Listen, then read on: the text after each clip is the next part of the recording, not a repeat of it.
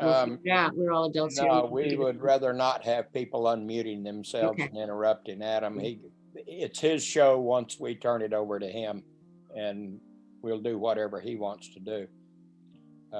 But You're right. Okay. All right. It is 7 o'clock on the button. Go, Rick. Start the meeting. I'll cover all that stuff right now then. Welcome to our March 2021 meeting, everybody. Hope you're all well, staying safe, getting vaccinated. I know it's old folks are. We only have a couple of things as far as upcoming events that I'm aware of. We got the critique next week, and then Max has, I think he scheduled it as an open event that he's got coming up. If you want to say something about that, Max. Well, I just want to be sure people notice it. It's going to be an individual shoot outside, basically a night shoot, looking for interesting lighting and street scenes. It's something to play around in. I think we had a pretty good time with our last shoot, our first opening venture here with the statues, and now we're going to try something else. My hope is that by next month, we'll be doing at least some group shoots. So we're moving in the right direction. Yeah, I agree. Thank you. And we do have other monthly meetings set up. Yeah. Sean and I are going to have been talking about putting together a scavenger hunt. I think I mentioned it, and a few people may have seen it on, I don't know where I mentioned it, but at any rate, we were trying to find a list. We had a list of about 100 things around town that Clockworks put out a few years ago, and neither one of us can find our list. So we're going to go downtown and walk around and find about 10, 15 interesting broad subjects that can be open to interpretation. And my idea is that I know I've got something photography related laying around here that I don't use that I can put up as a prize. This will be a contest, but it won't be a best of contest. It'll be everybody who does this scavenger hunt and posts some photos will be eligible for the drawing for this prize. So that's everybody wins an entry to the drawing is my idea. I haven't run that by anybody, but since it's my idea, I think it's brilliant. What we love about you, your humility. Yeah. One of your characteristics we appreciate about you. Anyway, that's my thought. If nobody wants to participate, that's fine, and then we'll try to figure out something else. But I think we do need to try to get people more involved and get them out of their house, including me. So anyway, that's my brilliant plan. Does anybody else have anything? Yeah, I do. Okay. Just to give you a heads up on next month's meeting, we have a speaker named Mike Burns, who's an architect and photographer from Chicago. He's more of he's a street photographer himself. And he is going to be talking to us, however, about the history of photography, going from early times, very early photography to now, sort of a brief overview of the history of photography. And that's April. May, Molly Newgarden, who is the director of Blue Sky Gallery in Portland. Blue Sky is an art gallery that only does photography. So it's a photography gallery. Will be speaking to us about what's going on at the gallery. I've asked her to talk a little bit about how you decide what's art in photography. How do you decide what gets into a gallery as opposed to a nice shot? With so many photographers around these days, how is that distinction made? How are they doing it there? In June, Bill Leach, one of our members, will be speaking to us, and he's going to be doing a Photoshop workshop, actually. So I will have more of that. All of the details for all of these will be on the meetup page as far as details of what these talks are, what these speakers are. Adam, by the way, you are now officially invited to all our future talks for the rest of the year. So we'll send you the links for those. And we'll see what's happening. So that's that. Also, I put something on the discussion page. We are looking for members. You guys are very talented. So I know Brett did a great presentation. We can get, and Laura as well. Laura, by the way, is the underwater photographer I was talking about. We're talking about Denman and Hornby Islands, Laura. If you're there, you look like you're there, but I don't know, you're muted. So anyway, we're looking for presenters, in-house presenters. If you have an idea for a presentation, let us know, let one of us know, or let me know, and we'll try to work out. And as Rick has said, we can help you with doing a presentation if that's the stymie point. Also, I am going to put out a list of ideas for presentations, and that might key some of you to say, oh yeah, I could do a presentation on that. So that's also what's happening. Okay, anything else from anyone before we turn this over to Adam? I have something. Okay. We had talked about updating the group photo that's on the Facebook page and among the organizers. So I've sort of volunteered to handle that. So I will put my email address in the chat, and I guess we could call it a selfie contest. And you know, send me your most creative selfie, and I'm going to put them together in a kind of a collage to use. So that's all I have. Are you going to send out an email to the group about that, or do you want me to? Or? Why don't you do it, since I probably would screw that up. So. I'll get together with you on the verbiage on that then. Okay. Okay, anything else? Going once, going twice. Okay, welcome, Adam. Okay, I'm going to mute everybody. And as Madeline mentioned earlier, if you have a question during Adam's presentation, put it in the chat. And then when Adam decides that he wants to take some questions, Sean can read those to him. Okay. Adam, do you need an introduction, or would you like to introduce yourself? Either or. I can introduce myself. I don't know. That's a good idea. I'm going to turn it over to you now. There you go. Well, thank you. Thank you, everybody, for inviting me to your club. Zoom has been a godsend this year for a lot of photographers, but it's still a little bit odd for me to talk to people online. I kind of like that, you know, when you're actually in person more, but this is okay. This is good too. It does give good opportunities for people all over the world to at least join in to what otherwise they might not be able to show up to. So it's good that way. As far as myself goes, I'll give you a really quick history of who I am and where I'm from. I'm originally from the UK. I was born in the UK, but I've lived in Canada since 1979. So I've been here for a long time. I moved here with my mum and dad. And for whatever reason, I still have a bit of an accent, but I do consider myself to be Canadian over English.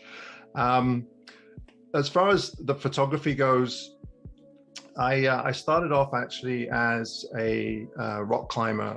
I climbed for many years back in the 80s and 90s and pretty much did rock climbing full time until it got to the point where I just couldn't see a future in it, especially when you're not making any money doing rock climbing.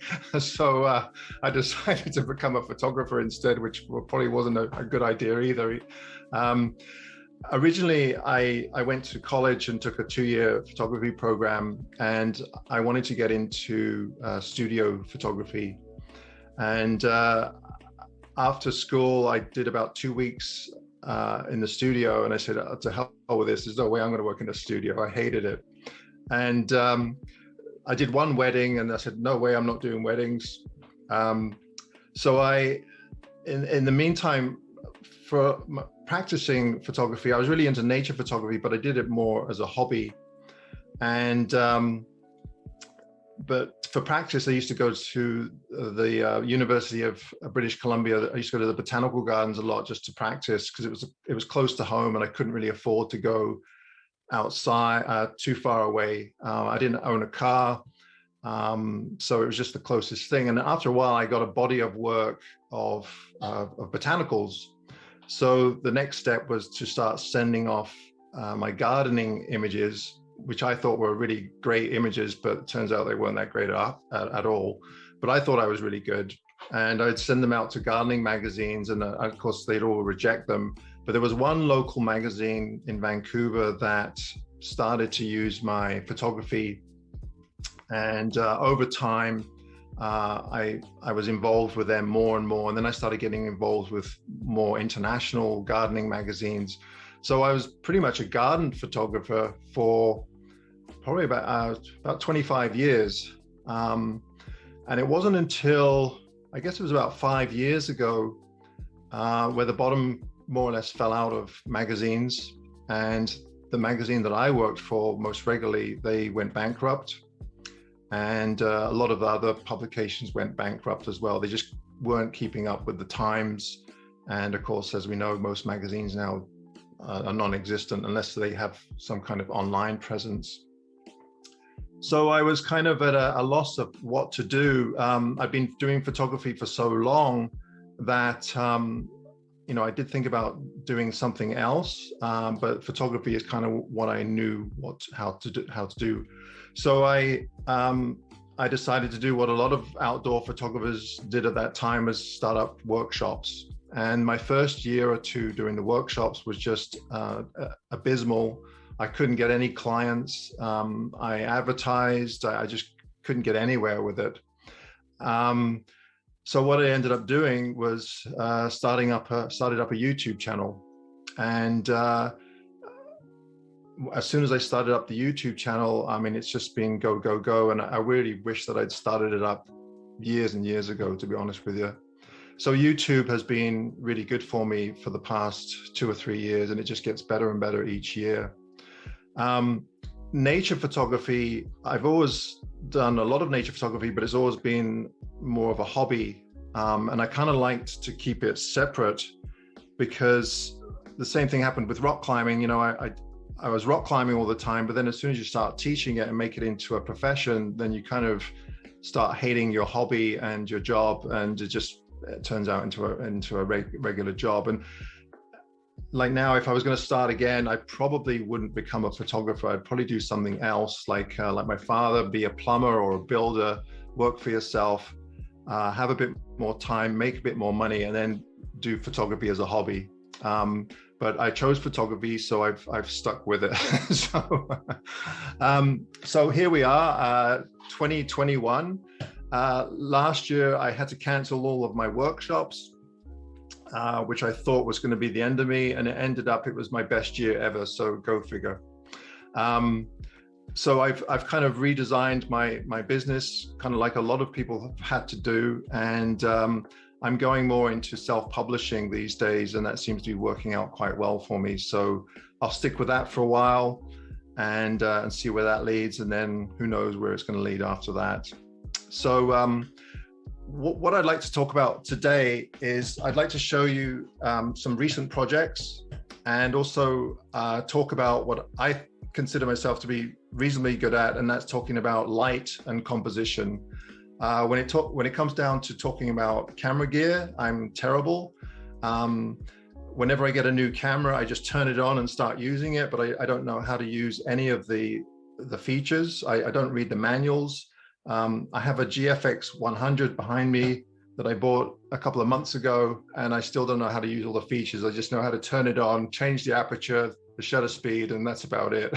So people ask me, well, how do you do this on the camera? I don't know. I haven't read the manual. I just turn it on and it works for me. So that's what I'm going to talk about, is light and composition. So what I'm going to do is I'll just share my screen here. Let's see here. Oh, here we go.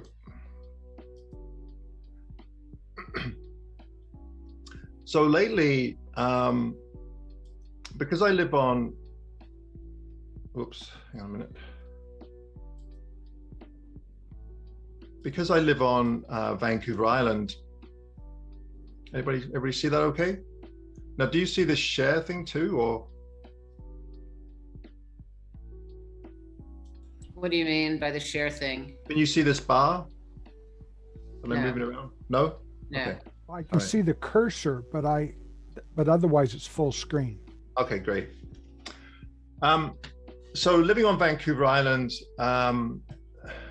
when people think of Vancouver Island, they think of wilderness. And lately I've been getting a little bit more involved in the environmental side of things. I've never really considered myself an environmentalist, but lately I have been joining in with some of the things that are going on Vancouver Island, especially in the logging of old growth forest.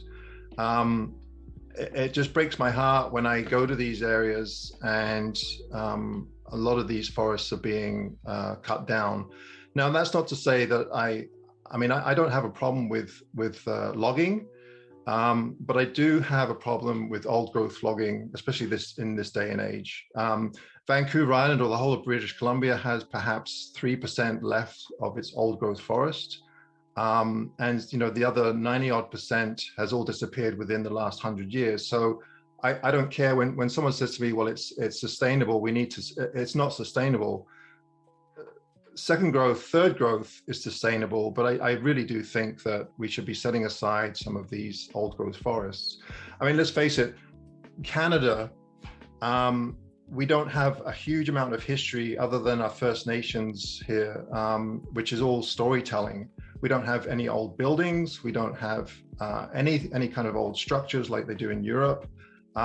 Canada is about wilderness, and if we just keep taking from a wilderness, there's not going to be an awful lot left of Canada to share with the rest of the world. I think that's the one thing that Canada does have that a lot of countries are really envious of, is the amount of land and wilderness that we have. So I don't try to preach to people, but what I've been doing lately is going to some of these spots that will be logged. And I've just been taking photographs and just sharing the photographs with people. These images here, they're fresh off the press. I just took these a couple of days ago in an area not far from a little town called Port Renfrew, which is on the west coast of Vancouver Island. And they're all cut blocks. So you'll have one section of old growth forest, and then you'll have a clear cut section, and then you'll have another block of old growth forest. And right now there's a couple of blockades out there trying to stop some of the logging because, like our politicians, they make all these promises, but they're not coming through with their promises. So we're trying to get them to back some of those promises about saving what's left of British Columbia's old growth forest. Old growth forest is extremely difficult to photograph because it's just a mass of greenery. I mean, some of these trees are very large, but how do you show them in any kind of scale unless you have a person standing in there? And now and then I'll put myself in there, but I try to capture the essence of the forest without having people involved if I can. I have a few successes, but it is very difficult. As I'm sure a lot of you who photograph the forests know, it's not an easy task. But what I do is I'll spend 2 or 3 days in one very small area, and I'll just camp out in my van, and then I'll just explore that area and see if I can get a few images from that one little area, so that at least then I have a bit of a body of work that will actually resonate with some people. This image here, this was taken, this part of this old growth forest here is called Avatar Grove. Now this was actually set aside by the efforts of the Ancient Forest Alliance. And so hats off. I mean, it can be done. And the neat thing about the Ancient Forest Alliance is that they try to work with the communities, because logging is pretty much ingrained in British Columbia culture. try to work with communities so that, you know, they're not saying, well, stop logging altogether. They're trying to work with communities. Well, how could we make this work so that we can get tourism in to visit these places, and also keep people in the communities working. So, you know, I mean, trees like this is called Lonely Doug. And this is Canada's second tallest tree. And it's been clear cut. I mean, it just boggles the mind, you know. I mean, something like this, we should be celebrating, but instead we just cut everything down. I mean, it just boggles the mind. So go figure. I mean, it'd be like going to the redwoods and chopping down one of those huge redwoods there and just, you know, I mean, something else that I've been doing a lot lately is spending an awful lot of time close to home for obvious reasons. Now in Canada, we can still travel, but it's such a pain, and it's really frowned upon. So I just don't bother. It's just easier just to stay at home. And this little area here is called Little Mountain. I can actually see it from my living room window. So I just look out the window, and if it looks good, then I'll take a quick drive up there and try and get some photographs. So now and then we'll get a little bit of snow. So I managed to get a few images of snow up there. And it's great to have an area like this that's so close to home, because especially with snow, as many of you know, as soon as it snows, the hardest part is not taking the photographs, it's getting to the area. If all the roads are closed, or there are people out there with driving cars without snow tires and you can't get by them, then that's the problem, is just getting to the location. So having somewhere so close is really nice. And of course, on Vancouver Island, it doesn't snow that often where I am. So you have to get up there really quickly before it melts. I think this year we've had 2 days of snow, and that's it. And of course, we have the madrone trees, or we call them arbutus. They look beautiful in the snow because they're such an unusual color. Another trip that I took a few months ago was one to the Canadian Rockies with a friend of mine. The plan was we were going to go up to a place called Malign Lake and then canoe down the lake. And my friend Jeremy, he had a few areas in mind that he thought might be a good place to photograph. And we got up to Jasper, and the weather was just the pits. So we decided to kind of leave that idea and drive south towards Banff. And on the way down, we made a quick decision to go and check out an area called Abraham Lake, which is not too far from Lake Louise. And unbeknownst to us, the lake had flooded. Now, this is a man-made lake, has a dam at the end, but for whatever reason, they kept the dam closed, and a lot of the trees, or these aspen trees, were flooded out.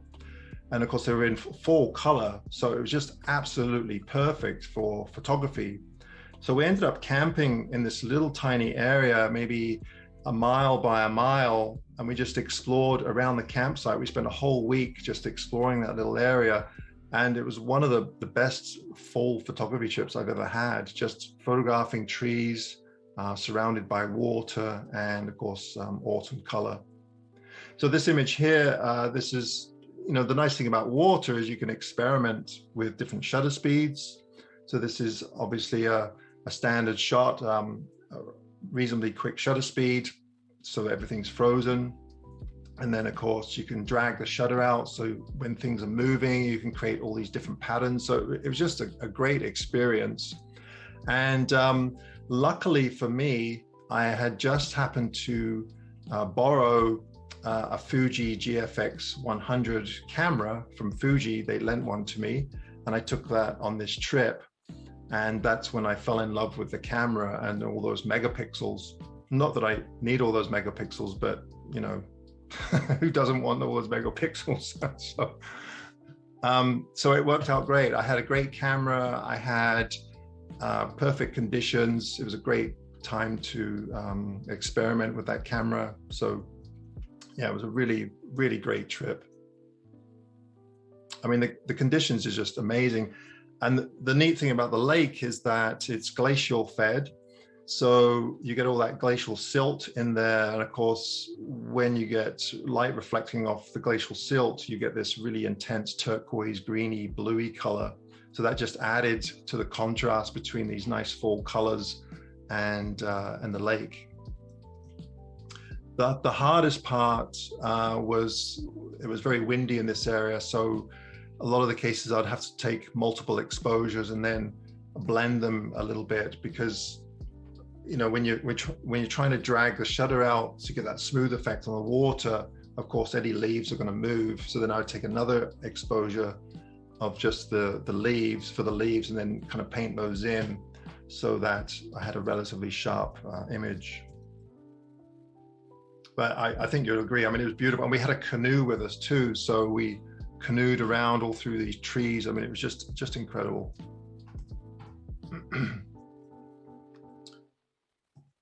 And actually, when we first got there, I have a pair of hip waders, but I didn't bring them with us because I didn't think I'd need a pair of hip waders. And so I was wading into this glacial cold water just in my underwear, and yeah, it wasn't good. So we ended up driving all the way to town, which is about 2 hours away, and grabbing cheap hip waders so that we wouldn't be freezing in the water there.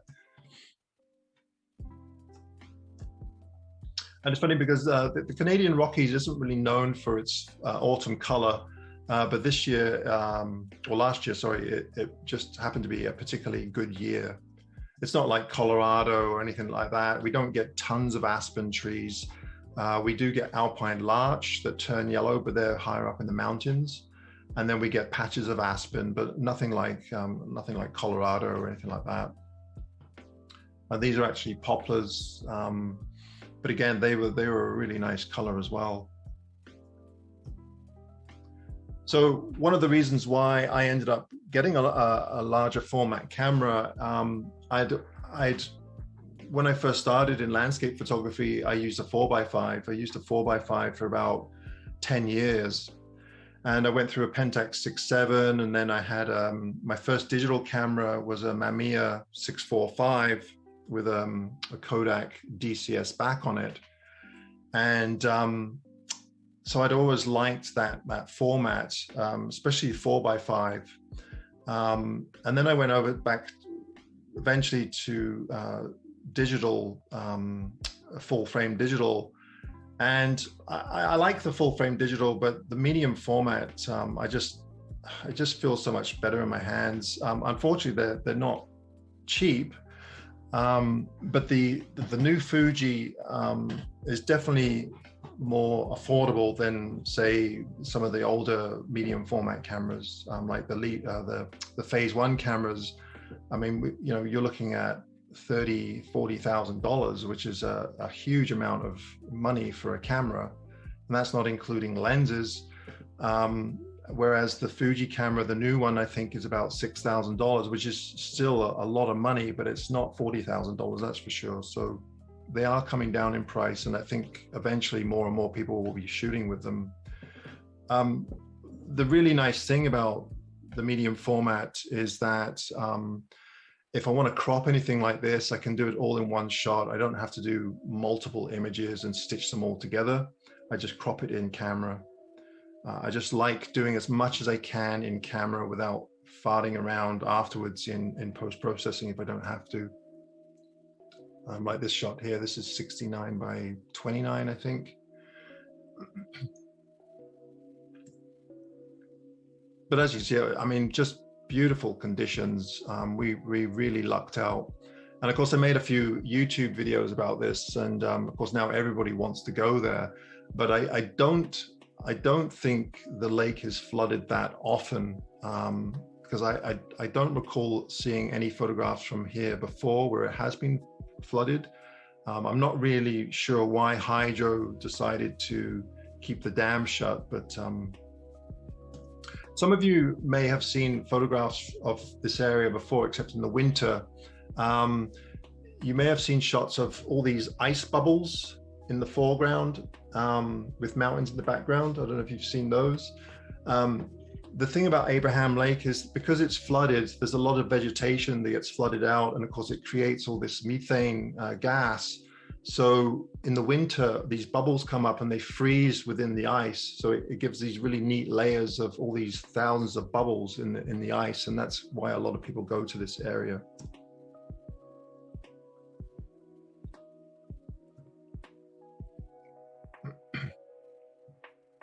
Sorry, I put a lot in. But I think you agree. I mean, it was just beautiful. One of the best situations I've been in, for sure. So photography, if you've been doing photography for quite a while, you'll know that really at the end of the day, photography is all about light. Subject matter aside, I mean, it doesn't really matter what you're photographing. If you have good light on it, you're halfway there. And I just wanted to go over some of the types of light that I look for. Perhaps some of you have never seen this type of light, or you've never really thought about it. These are just some situations that I've come across that I look for my own photography. I really like to look for contrast in light. And what I mean by contrast is warm tones and cool tones. And a lot of the times, especially when you have, say, a bright sunny day, you may have noticed that anything in bright sunlight has a much warmer tone than, say, anything in deep shadow. And this is what ends up happening when you photograph in deep shadow, is you get these deep cyan casts. And usually it's not ideal, but occasionally you can make it work for you in your photography and create contrasts. So this image here, this was taken up in the Enchantments in the Alpine Lakes Wilderness in Washington quite a few years ago now. This is with a 4x5. So it is on film. And the obvious thing for me was knowing how the film would react in certain types of light. So I knew that the direct sunlight backlighting this larch, especially with these yellow needles, would be a much warmer light than the ambient light in the shadowed areas, and that's where the contrast comes from. There's no filters or anything like that, and this was actually taken 1 o'clock in the afternoon. And I remember the time distinctly because there was actually another tree that I wanted to photograph. And of course, as I set up my 4x5, I got all ready to take the photograph, and then the light was gone. And I remember being all pissed off because I missed the shot. So I ended up taking this shot instead. And the funny thing is, I went back a year later and I went to the exact same spot, and I got the shot of the other tree that I wanted to photograph, and I waited for 1 o'clock, and sure enough there was the light and got the shot. But I actually prefer this one. So go figure.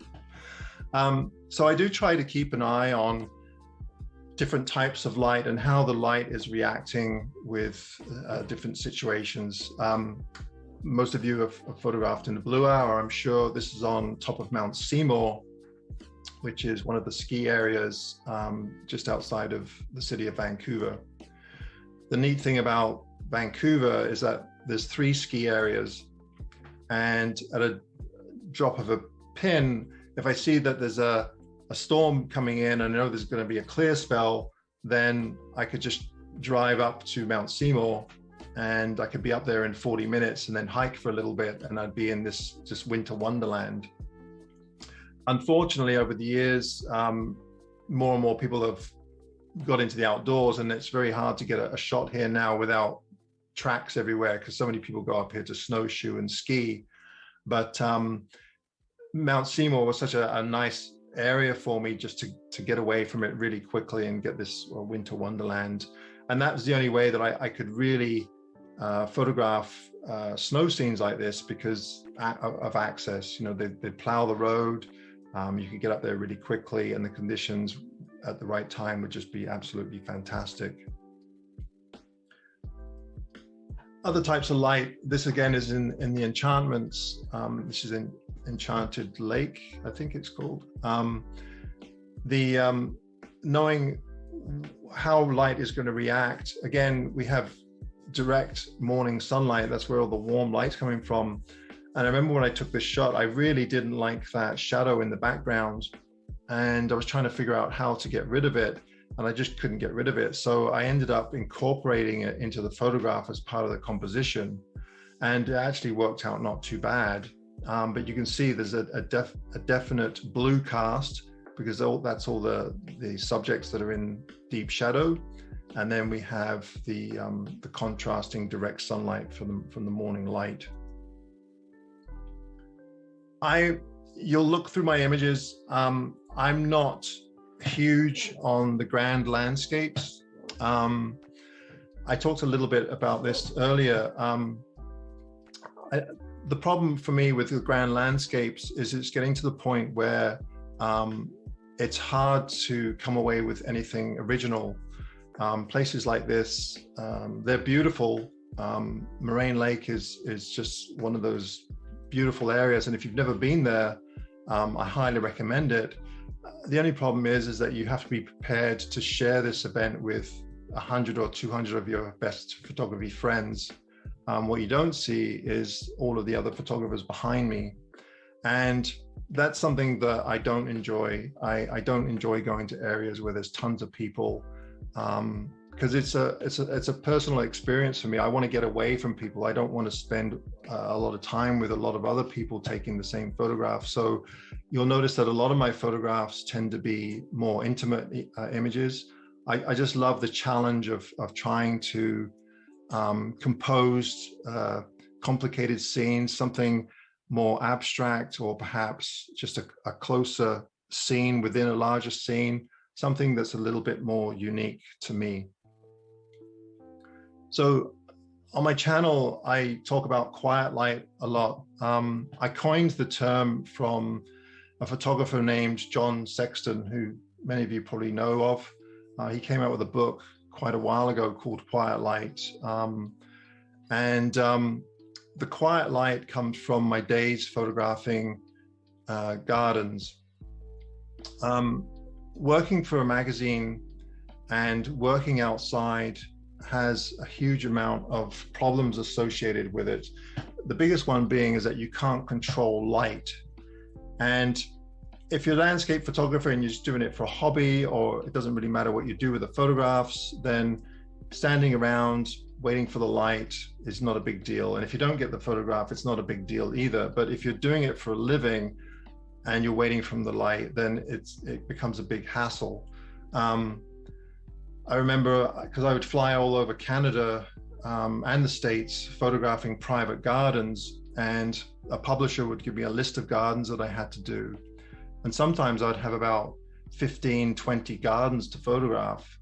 And you can imagine that if it's sunny and bright and contrasty, especially when I was using film, and you're trying to photograph these gardens, it was very challenging.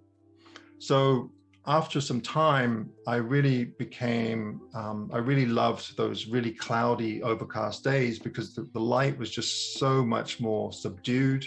It was even, there was no harsh highlights, no dark shadows.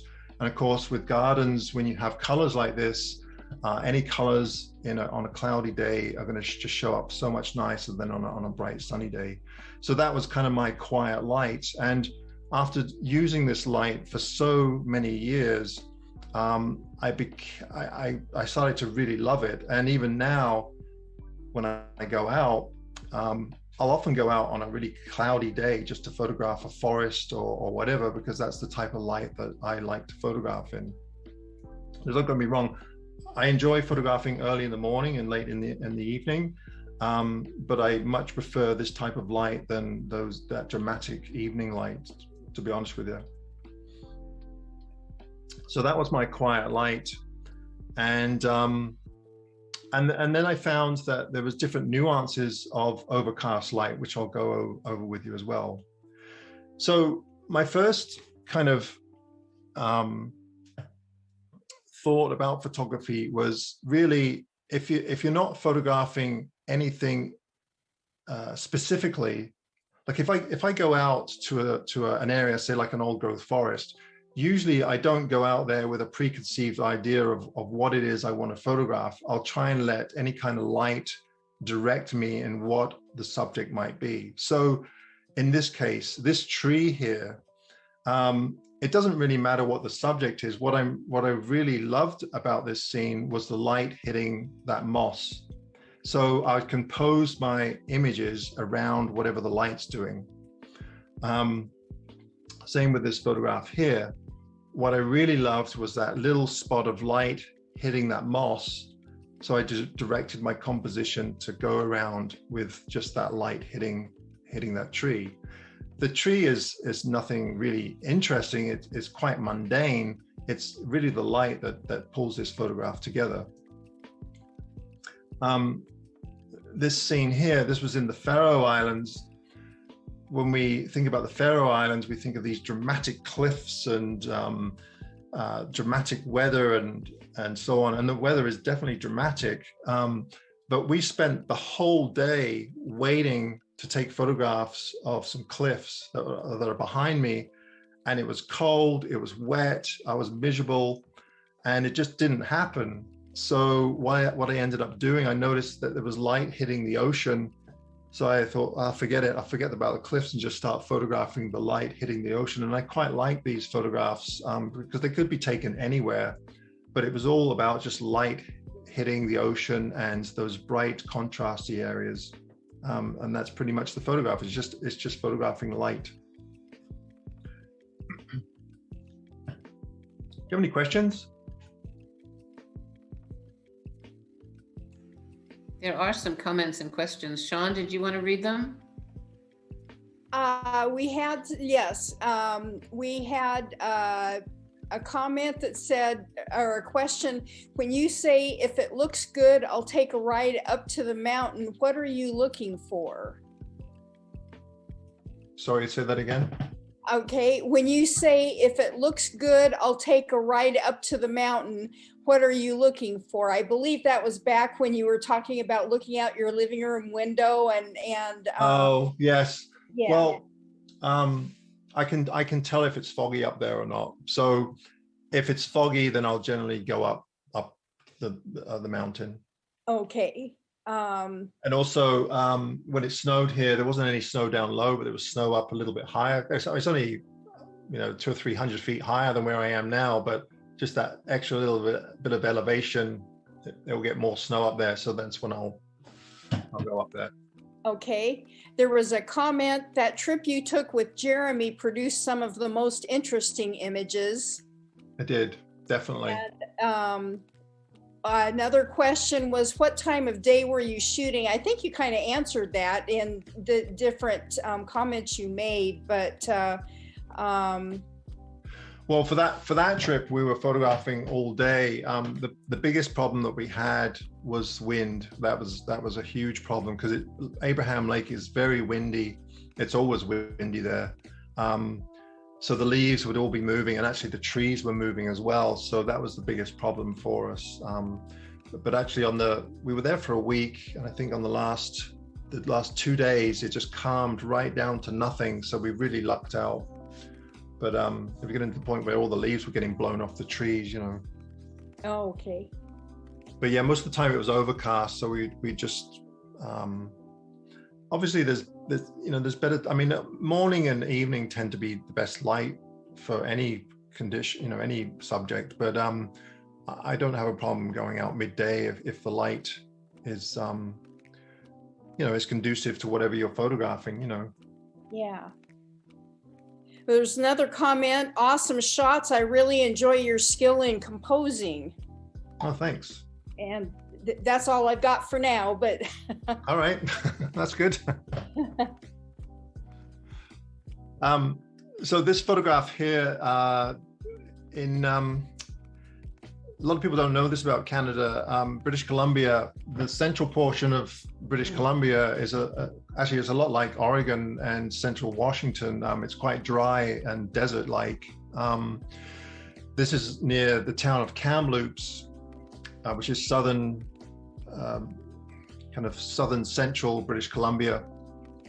But in the spring, the surrounding hills are just covered in fresh green. I guess somewhat like the Palouse in a lot of ways, except that's farmland, but very similar. And but again, this was a trip where the weather wasn't terribly cooperative, but there were beams of light coming through. So rather than pick and choose a particular subject as the composition, I just decided to photograph the light hitting the land. Now, I'm sure many of you have seen or been to the slot canyons. Absolutely fantastic. I have never been to Antelope Canyon. I'm not sure if I ever will, but this was actually taken in the Escalante in a canyon called Spooky Gulch.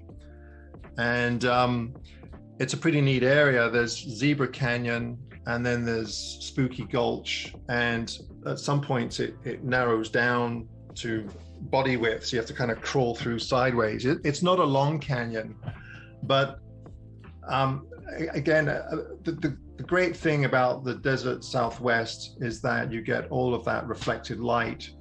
And places like this, they photograph best at midday on a bright sunny day, because we have direct light hitting a cliff and then bouncing warm light on some parts of the canyon. And then of course the blue or the purple is reflected ambient light from the blue sky above. So you get all these different types of warm light. And of course we do have canyons up here, but we don't have red rock canyons. They're all green with foliage. So we get green reflected light, which isn't quite as appealing as warm reflected light. And that's the one thing I really love about the desert Southwest, and why I guess so many photographers go down there, is that you can go to any one of these canyons on a bright sunny day and you can photograph close-ups on the ground or reflected light. I mean, there's just so many different things you can photograph at any time of the day. Whereas, you know, if you're up here, or you might be limited, it'd be like you guys going out to the coast and photographing sea stacks on a really gray, flat, light day. I mean, it just doesn't work. So this image here, this is a waterfall at the back of Lake O'Hara, which is in Yoho National Park in British Columbia. So the Yoho National Park, and then you have Banff National Park, and then you have Kootenay National Park below that. Yoho is probably one of the nicer of the parks. It's smaller, but Yoho or Lake O'Hara is just absolutely beautiful. At the back of Lake O'Hara is this waterfall, and this was taken on a bright, sunny blue day. But what's happening is I'm getting reflected light from a canyon across the way from the waterfall. So all that light is reflecting back into the waterfall. So you can photograph things on bright sunny days. You just have to look for the light and what's happening with the light on your subject.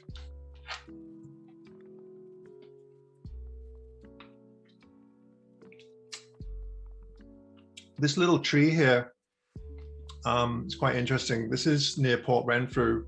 I'm sure some of you might have seen this photographs of this little tree. It's actually growing out of a stump, an old growth log that's submerged in the lake. And I was talking to a fellow, there's a campground, a forestry campground next to this little lake. And I was talking to a guy that used to manage the campground, and he was telling me that the tree itself has been growing there for almost 40 years. And it looked quite small, but actually it's quite a large tree considering. And the neat thing is that even though they call this a lake, it's actually connected to the San Juan River, which goes right into the ocean. So the lake is actually tidal.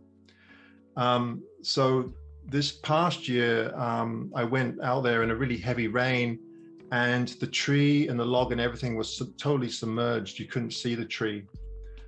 So with the heavy rain and the tide, it fluctuates in height. and sometimes the tree is just totally submerged. So it's just unbelievable that this tree survives. Other times you'll go there and the lake's very dry, and it'll be sticking out, the log will be sticking out about 20 feet out from the lake. And there's this tree just sitting on the end of it. But I photographed this tree so many times. It's just such a neat subject. Oh, sorry. So this is, again, is reflected light. The tree is actually in shade, but the patterns behind it are actually direct sunlight hitting the forest that's on the other side of the lake, and that's where those patterns come in. You know, rim light, I mean, if any of you do portrait, backlight, a lot of portrait photographers use rim light. It's my favorite type of lighting. It's the most dramatic. It's probably one of the harder lights to photograph because you're looking directly into the light. So sometimes it can be a real problem with lens flare, especially if you have dirt on your lens, or if you have any kind of water droplets or a dirty lens, then it can create some problems. But it's just so dramatic. And what's nice about backlight is that it really brings your subject forward, and it creates that three-dimensionality that you're kind of looking for in your photography. That's the one thing about light that a lot of people don't realize, is that if you want something to look three-dimensional, then you really have to use light to create that illusion of something being three-dimensional, because it's only two-dimensional. Because in front of us, you have to create that third dimension, whether that's side lighting, backlighting, front lighting. Again, this image here, the subject didn't really matter. It was, I just saw the light hitting this little tree in this dark forest, and then I just zeroed right in on that little tree. But again, it's all backlit. This is one of my favorite types of light, is where you have overcast conditions, but you also have a little bit of direct sunlight coming through as well. And the nice thing about that type of light is that not only can you maintain all your shadow details, but also you're getting a bit of direct sunlight, so you get that contrast between shadows and highlights without blowing either one out. And I think that's why this image is quite appealing, is because it's more to do with the light than anything else. If I'd photographed this in really flat light, it probably wouldn't work as well. But you'll notice that it almost has a three-dimensional feel to it, and that's because of the light. These ferns and mosses, they're all backlit, but this is actually on a very cloudy day. But what's happening here is I'm in a deep forest looking out towards a clearing, and that's another time where you'll get the feeling of light coming through. And of course, with Photoshop or Lightroom, you can enhance that a little bit by just dodging and burning and brightening up certain areas and darkening areas to create that contrast.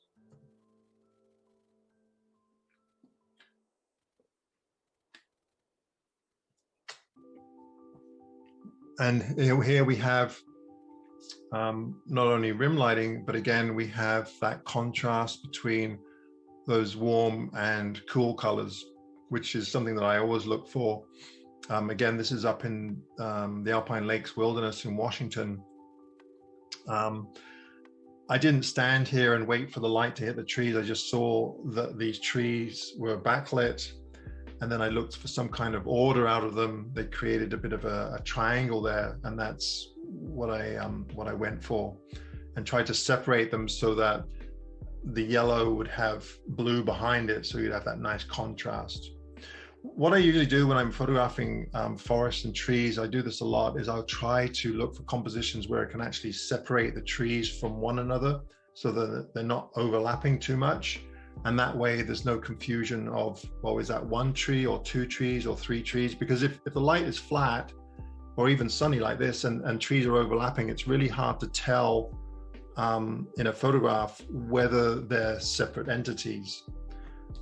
That's something that I think we often forget as photographers. We're standing there and we're looking at a scene and we think, well, yeah, that's three-dimensional, but you have to remember that you're creating something two-dimensional. So you have to try and think of, well, how can I maintain that idea that is separate from the background or another tree or whatever the subjects may be.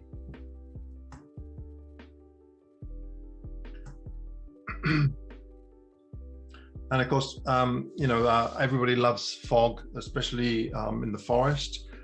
Fog is definitely your friend, mainly because it just adds separation. Forests are very hard to photograph, as I said before, but if you have a bit of mist in there of some sort, then it really helps with the background and helps separate your subject from the background.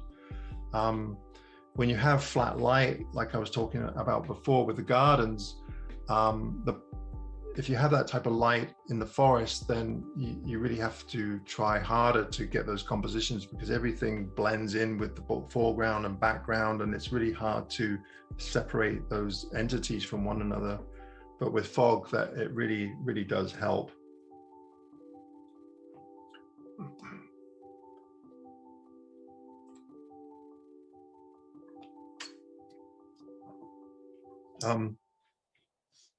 And sometimes I'll luck out and get a really unusual circumstance.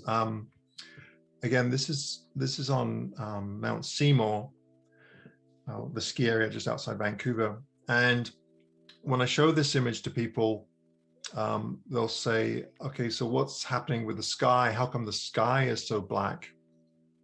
And then if you look carefully, you can tell that it's not sky, it's actually the valley that's beyond Mount Seymour, except there's no snow in the valley. So you're just looking down into a black void.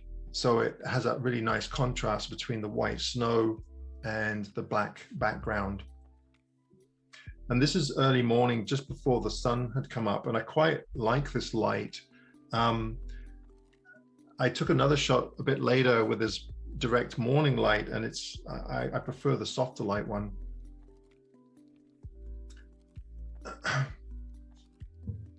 As you can see, I used to spend a lot of time up at Mount Seymour.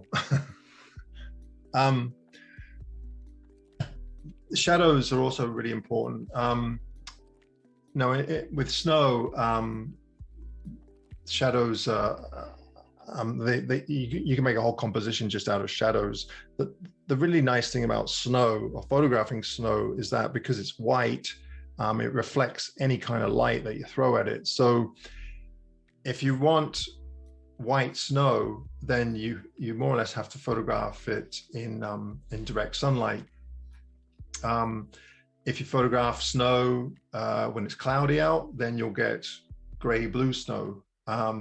You'll even see that in the shadows, the shadows are blue because all they're getting is ambient reflected light from the sky. But composition is pretty important to me. I guess I always think of light as being the most important, but then composition comes a close second. And I've always really liked this photograph because I remember spending so much time scrutinizing over not only the shadows, but also the midground and the background, and the placement of the trees in the background and how they related to the gaps within the trees.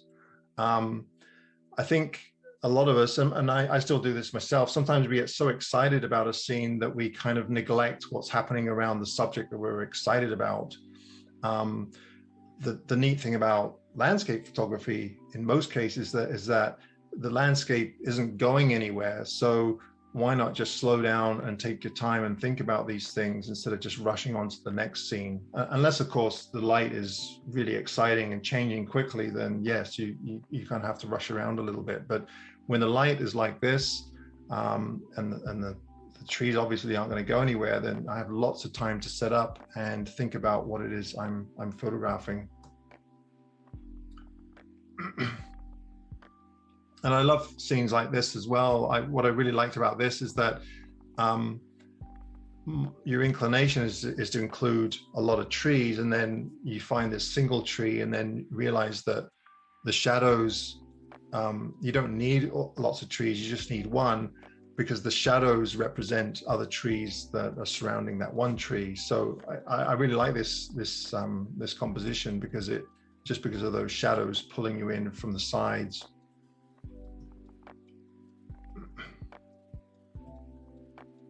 And this image here was played tricks on my eyes because we have lights, darks, and you kind of lose a sense of scale and, well, how big are those trees or how steep is that snow? So it's more of a pattern shot and just the contrast between those different layers that I found really interesting.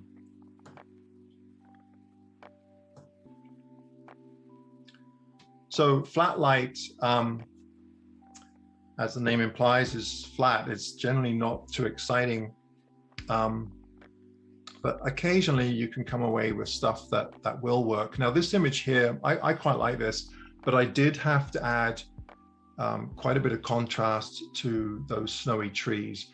I mean, who couldn't photograph those trees? I mean, just look at them. They're just plastered, and it's really neat stuff. It's almost like polystyrene. You know, you'll hit it and it's solid.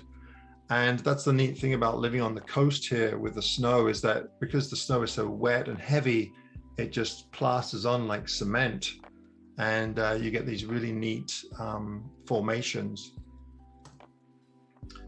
This image here too, this reminded me of an ink pen drawing, but the light is extremely flat, but it worked.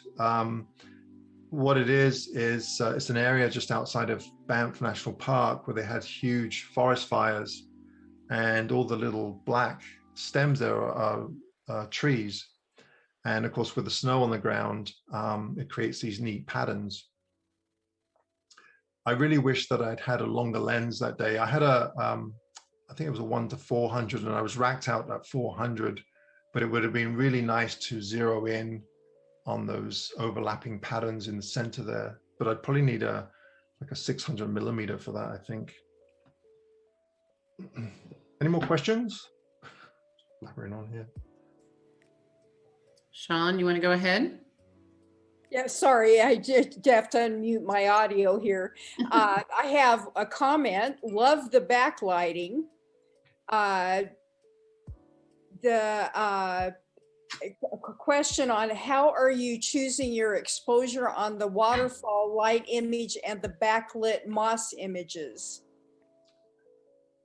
The waterfall image, which one was that? Rick? I had asked the question, so it's any images. How are you, Okay. one on the waterfall, you had used reflected light, you said? It was a light spot there was a waterfall coming off on the left side of the image and a light in the back. Oh, okay, yes. And how are you doing your exposures generally? How are you choosing where to expose? I'm pretty lazy, actually. Digital cameras, they're so forgiving. In the past, with film, I would take a spot reading of the brightest area, and I'd expose for the highlights, and whatever falls behind that, you live with it. And it's more or less the same with digital. I always expose for my highlights. So, and the thing is about especially the newer digital cameras, is that they're so forgiving when it comes to the dynamic range between highlights and shadows. If you need to lift out that detail from the shadows, there's no adverse effects whatsoever anymore. With film, it was terrible. The most you could really shoot would be ISO 400, and then after that, it just got really grainy and just awful looking. But like as an example, this past week, I was shooting a lot of those forest scenes at ISO 3200. Wow. And I'm not kidding. The difference between that and 100 is not that noticeable. It really isn't. And it just amazes me. So I just expose for the highlights, and then I'll just bring the shadows up. And the dynamic range, like the new camera I have, I think it's like 17 stops, which is just unbelievable, So that's the way I do it. I mean, it is best, if you can, is to try and photograph a scene with the brightest areas being as far right on your histogram as possible without blowing those highlights out. See, the problem is, as soon as you lose detail in your highlights, there's no going back. You can't bring them back. So at least with shadows, you can uplift them a little bit and bring out the details, no matter how dark they are. But with highlights, once they're gone, they're gone. So I just expose for the highlights. That help? Thank you. Okay. There's two questions that are kind of related to each other. The first one is, how often are you the beneficiary of right place, right time versus extensive planning to get the perfect shot? And the other question is, do you anticipate particular weather conditions that lead to the types of light you most enjoy? Hope this makes sense. No on both of them. Okay. I'm a really lazy photographer. It's funny, just a couple of days ago, I downloaded photo pills because everybody was going on about photo pills and what a great app it is, and weather apps, and I've just started to use them. But to be honest with you, I just pick a location and I go without any expectations whatsoever. You have to realize that I'm very fortunate in that I can go and photograph anytime I want. I don't, within reason. I don't have a 9-to-5 job and can only photograph on the weekends where I have to plan things. So I'm lucky in that I can just go at it whenever I want, and then I can stay for as long as I want as well. So I guess I have the luxury of time. So I'm able to go to a location, and if there's a particular type of light that I want, then ideally, I could just stay there and wait for it. There are times when we'll plan something, but that's generally if you want some really nice light in the morning or the evening. And like tomorrow, I'm planning on going out to an area north of a town called, south of a town called Nanaimo, because there's a specific shot that I want, but it needs nice light on it. It needs evening light. So I'm actually planning for that. So tomorrow it's supposed to be good weather, but if it's not good weather, then I just won't go. I hope that helps. But no, I don't generally plan. I know some people plan a lot. They plan every detail, but I don't. All right. There was one more question, or actually two in one. With the more intimate shots, do you find yourself often using telephoto? How many lenses do you usually carry?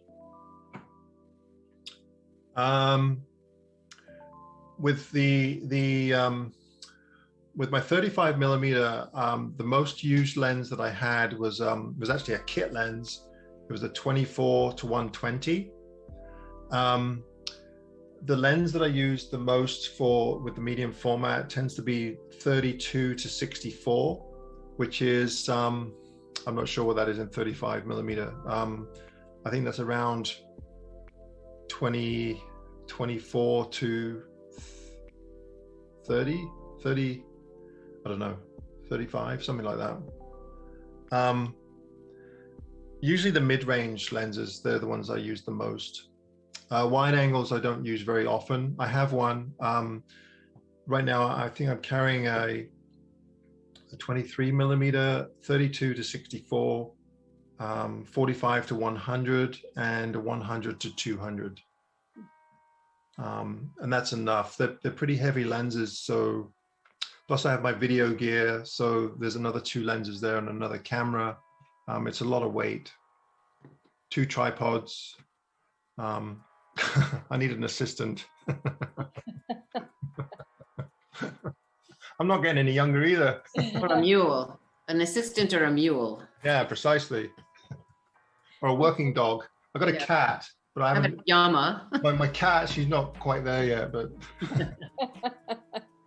Okay, that's all I had for now. Okay. Well, this is something that I do when the light's not cooperating. I'm sure a lot of you have tried this. Just try and do some in-camera movement. sometimes it works, sometimes it doesn't. It was funny, I recently posted a photograph on Instagram, and it was quite a nice in-camera movement image, but it was actually a mistake. So one of the better photographs that I took that day, I just happened to be taking my camera off the tripod, and I guess I touched the shutter release, and it took a photograph. And then I was looking through my images the other day, and I thought, oh, that's kind of neat. I don't remember taking that. So I posted it on Instagram, and of course it was one of my more popular photographs, and it was actually a mistake. So go figure. You put all this effort and time and planning, and it's just an image that you took by accident. So this is ICM. So basically I'm just taking photographs of trees and moving the camera up and down. Again, this light here is quite flat, but the image turned out not too bad. This is an area called Tangle Falls, which is on the way to Banff from Jasper. It's right on the side of the highway. And I wanted to try and find a different way of photographing this thing. And then as I was just standing next to the car, actually, and I noticed that there was a big gap between the three waterfalls. So I just kind of composed it so that the trees would fit in between the waterfalls, and the snow really helped. So, flat lighting can work in your favor sometimes.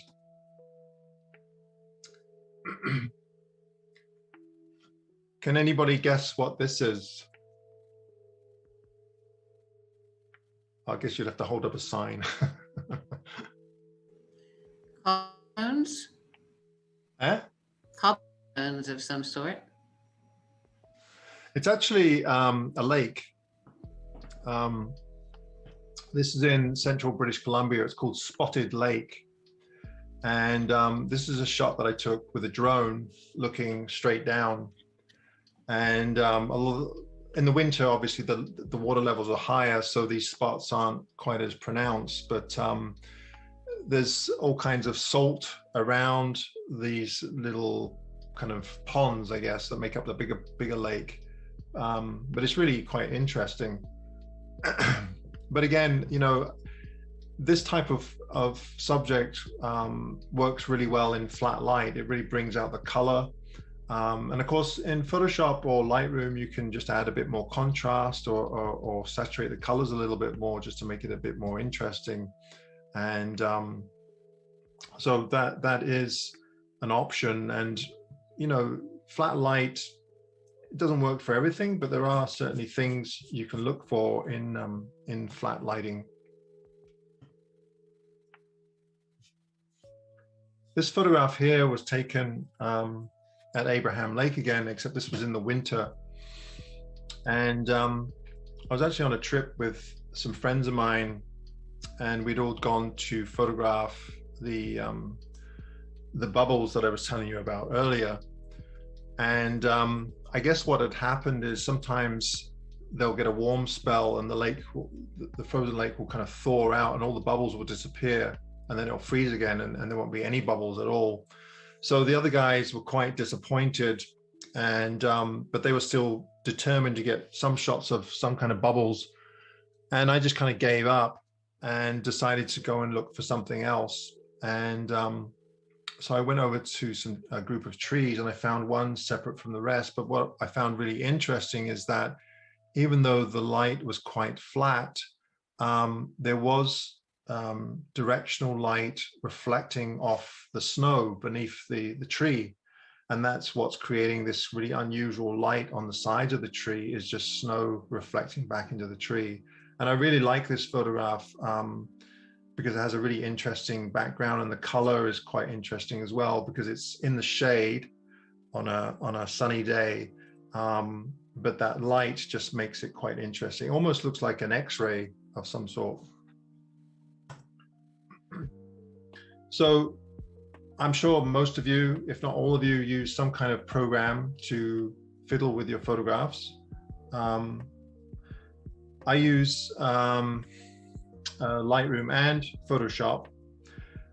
Generally speaking, I try to keep my adjustments to a minimum, but there are times where I'll go a little bit overboard. I try to keep things true to how I think I saw them. So a lot of times I'll just use dodging and burning. That's pretty much all I do. I don't replace skies or add any kind of structures or take structures out. I try to keep it to a minimum. Oh, sorry, my phone's going off. So this image here, this is really interesting. The light was quite flat and not terribly interesting, but the subject matter was just absolutely superb. It's this really thick kind of moss in Iceland. Now this is a raw file, so raw files tend to be generally flat anyway. But I really wanted to try and make something out of this, and the idea is to really enhance any kind of shadows and enhance any bright areas. So you're more or less just adding contrast, and this is kind of what I came up with. Now this image is an older one now. If I was going to do this again now, I would probably ease off on the contrast a bit and the saturation. But I think that Photoshop and Lightroom are absolutely fantastic. But I think I also feel that sometimes we've taken things a bit too far. The AI that's coming out now, I'm not a huge fan of, because it kind of takes away from the art of photography in my eye. I mean, what's the point in getting up early and spending all those restless hours getting up and chasing the light when you can just create it in Photoshop? So while I enjoy Photoshop and Lightroom, like I said, I try to keep it to a reasonable limit. As an example, this image here, absolutely fantastic location. This is called Sprite Lake. It's up near Squamish, which is kind of in between the city of Vancouver and Whistler. I went up there with a friend. The weather was the pits. We got eaten alive by mosquitoes. So I got this image, and I really liked the composition, but the light was not that great. So what I decided to do was exaggerate it a bit by warming up the light behind the mountain so that it almost looks like there's sun coming through, and also darken the edges and dramatize it just a little bit. And this is what I came up with. And whether you agree with it or not, I think most of you will agree that it's somewhat an improvement on the conditions that we had. So I more or less saved the day with a bit of Photoshop manipulation. This image here, again, this is in Carmana Provincial Park, which is on the island here. It's an old growth forest on the west coast. Very typical of the conditions out there, flat light, not terribly interesting. So what I'll end up doing is looking for different nuances in light. So you'll notice that the tree or the spruce in the middle, even though it's flat lighting, we still have the left side that's catching a little bit more light than the right side. And then you'll notice that there's a little bit of rim light on the side of that tree. So there is light there, but it's just not that obvious. So I'll take that idea and then utilize that in Photoshop and just enhance those areas. And again, you have to remember that we're trying to turn something that's very flat into something that's more three-dimensional. And you know, in that regards, I guess I've succeeded. And then this kind of represents what I do to most of my images. I don't do an awful lot. I'll often elevate the shadows and brighten the shadows, especially lately. I really like my shadows quite open. I don't like really contrasty scenes that much. I like everything to be quite open and airy. This image here, the light was actually quite nice, but you'll notice that the trees on the the right side are very dark, but there is light on the outskirts of them. So all I've done is just elevated that light. And you'll notice that I've elevated everything to even out the light a little bit more, so that it's you're looking at the whole photograph and not just one single area.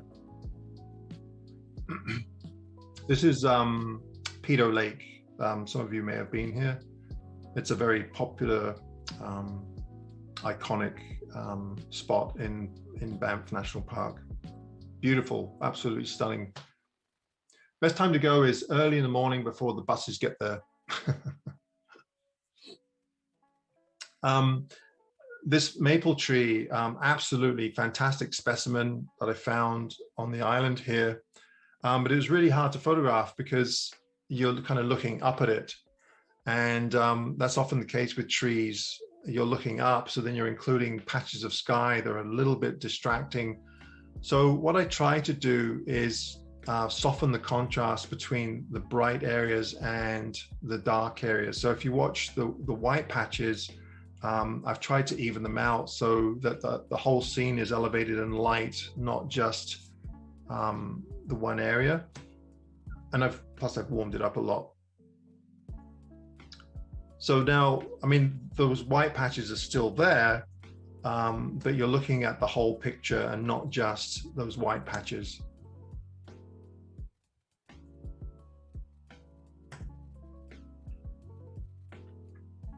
Same with this scene here. Again, this is in Carmana Provincial Park. It's funny, I every time I go there, I always end up photographing these 4 trees that are grouped together. But again, the light, very flat, not terribly interesting. So I decided to do quite a bit of dodging and burning to elevate certain areas and bring details out, especially in the ferns at the bottom. And I came up with this.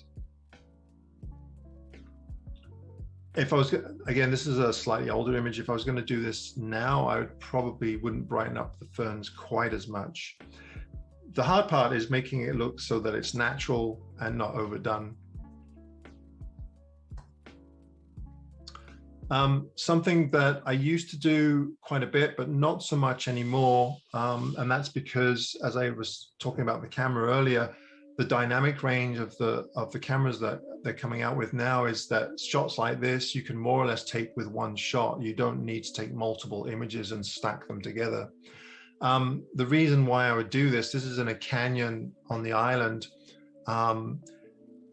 It was absolutely beautiful. There was reflected light on the right side, and then we have the river going through the canyon. The problem is that trying to do it in one exposure, it just doesn't work. That either the highlights are blown out or the shadows. So I take this shot here. This is exposing for the background, the log in the background. And then this exposure here is for the interior of the canyon. And then I'd combine those images so that we got more of an even exposure. But as I said, now I can pretty much do all of that in one shot. Another tool that I use a lot, especially in Lightroom, is the Haze Slider to either add haze or take it out. You can actually add what looks like mist or fog, but again, you have to be subtle with it. In this case, this was a case where we had some forest fires going on in the area. So the air quality was not good, but I was able to bring out all the details and add contrasts and save the image. And this is what I ended up coming up with. See, the light is good, the composition's good, but the haze just ruined the whole scene. So it worked.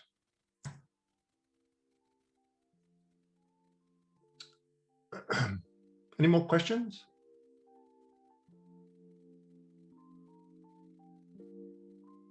Sorry. Yes.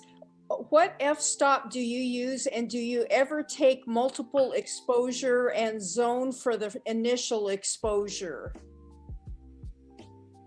Initial or final? I'm not sure that it was Mike Burns. Can he maybe elaborate?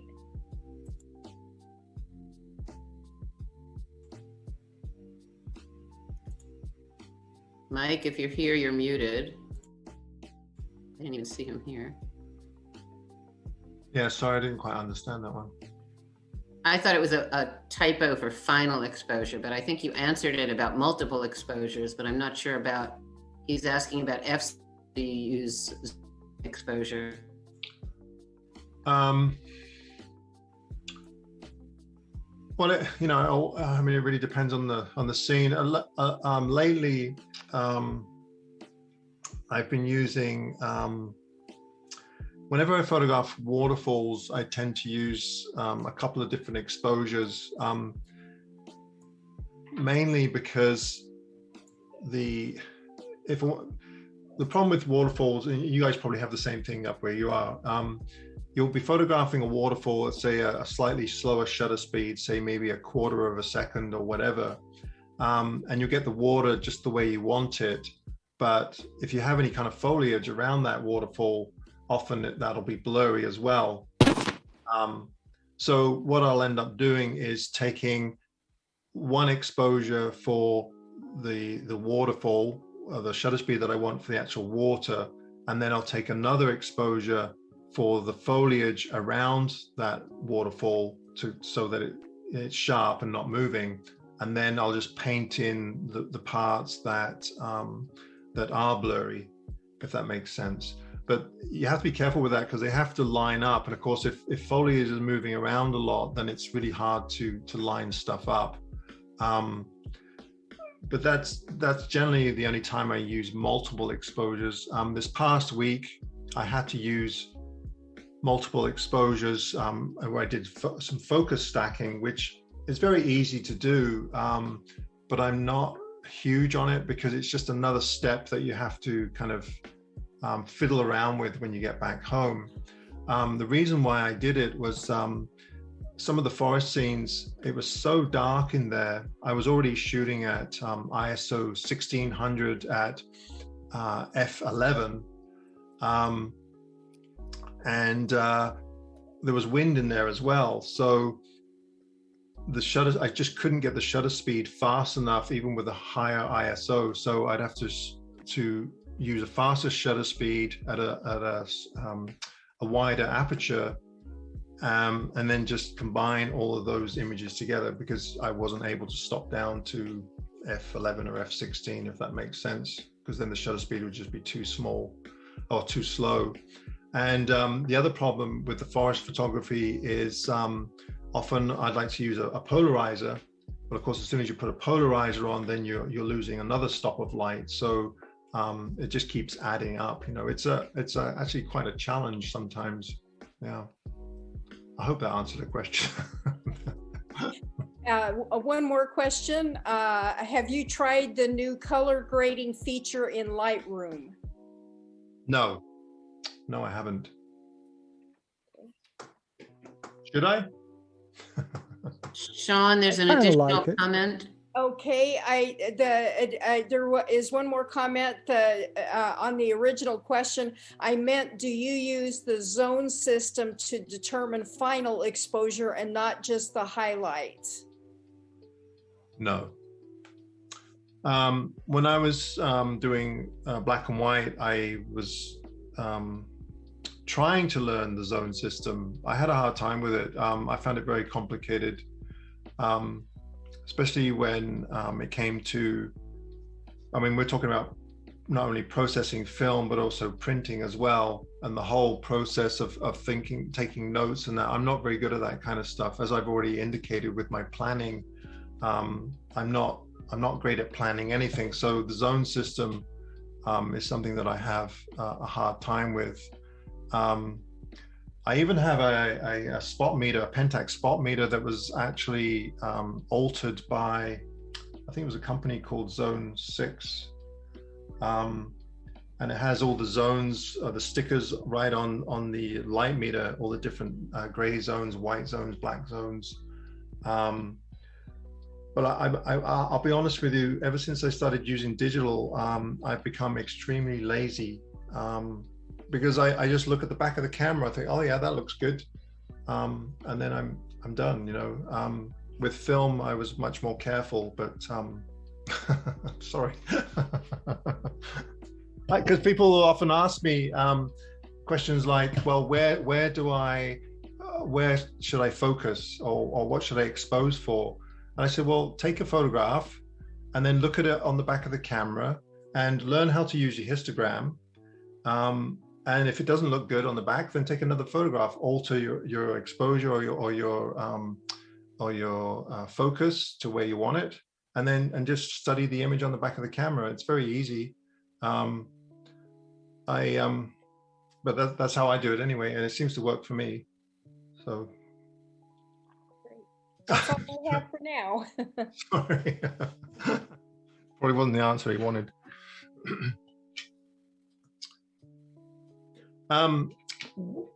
Earlier I talked a little bit about controlling light. Of course, in the field, it's extremely difficult to control light in large areas anyway, unless you have a huge budget and assistance with scrims and reflectors and all kinds of stuff.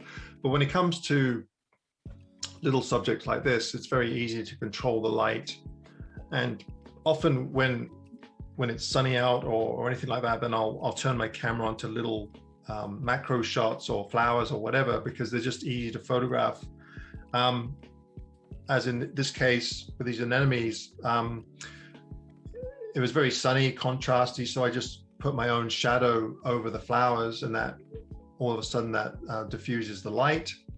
The background was quite busy, so what I decided to do was I wanted to find some kind of reflector.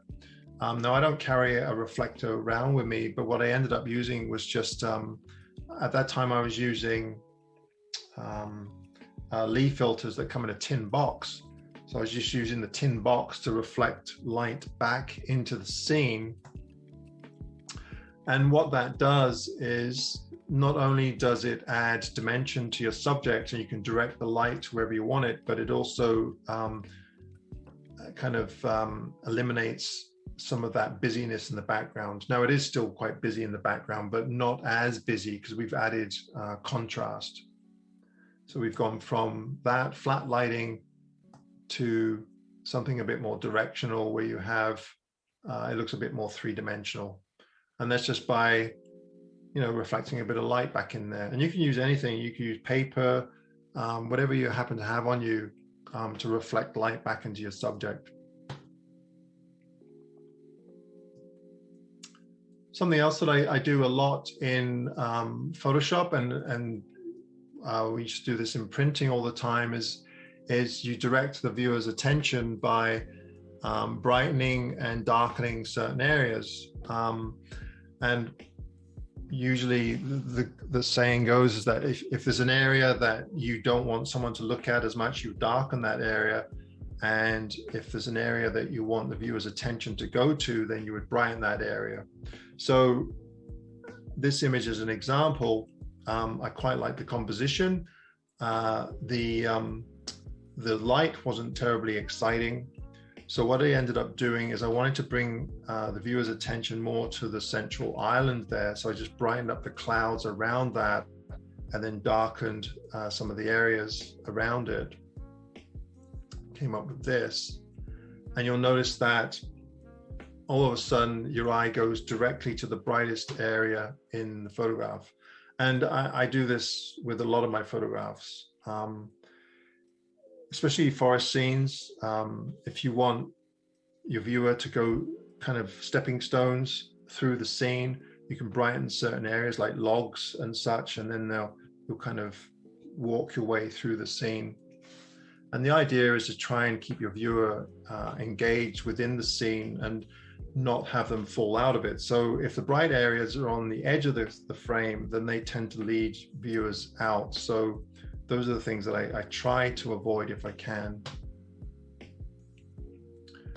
is another scene that I like the composition, but when I look at this, my eye kind of goes up to the upper right corner. Ideally, I want my viewer to walk down that trail into the kind of tunnel of trees there. So that's where I brightened up a lot of the area and darkened around the outside. So you see, I've brightened up the pathway and brightened up the tunnel bit. And then on the outside right, I've darkened that quite a bit. Now, whether you like it or not, is not really the point. It's that I think most of you will agree that I've achieved getting the viewer to go to certain areas by just brightening up that area. This scene here, again, it's a beautiful location, but the light isn't really helping it along very much. So I decided to take a bit of creative license and brighten certain areas to draw the viewer in, especially in the background. So I brightened up the background considerably and added quite a bit of contrast so that it's more three-dimensional. You'll notice how flat that looks, and then how much more dimensional that looks just by adding contrast.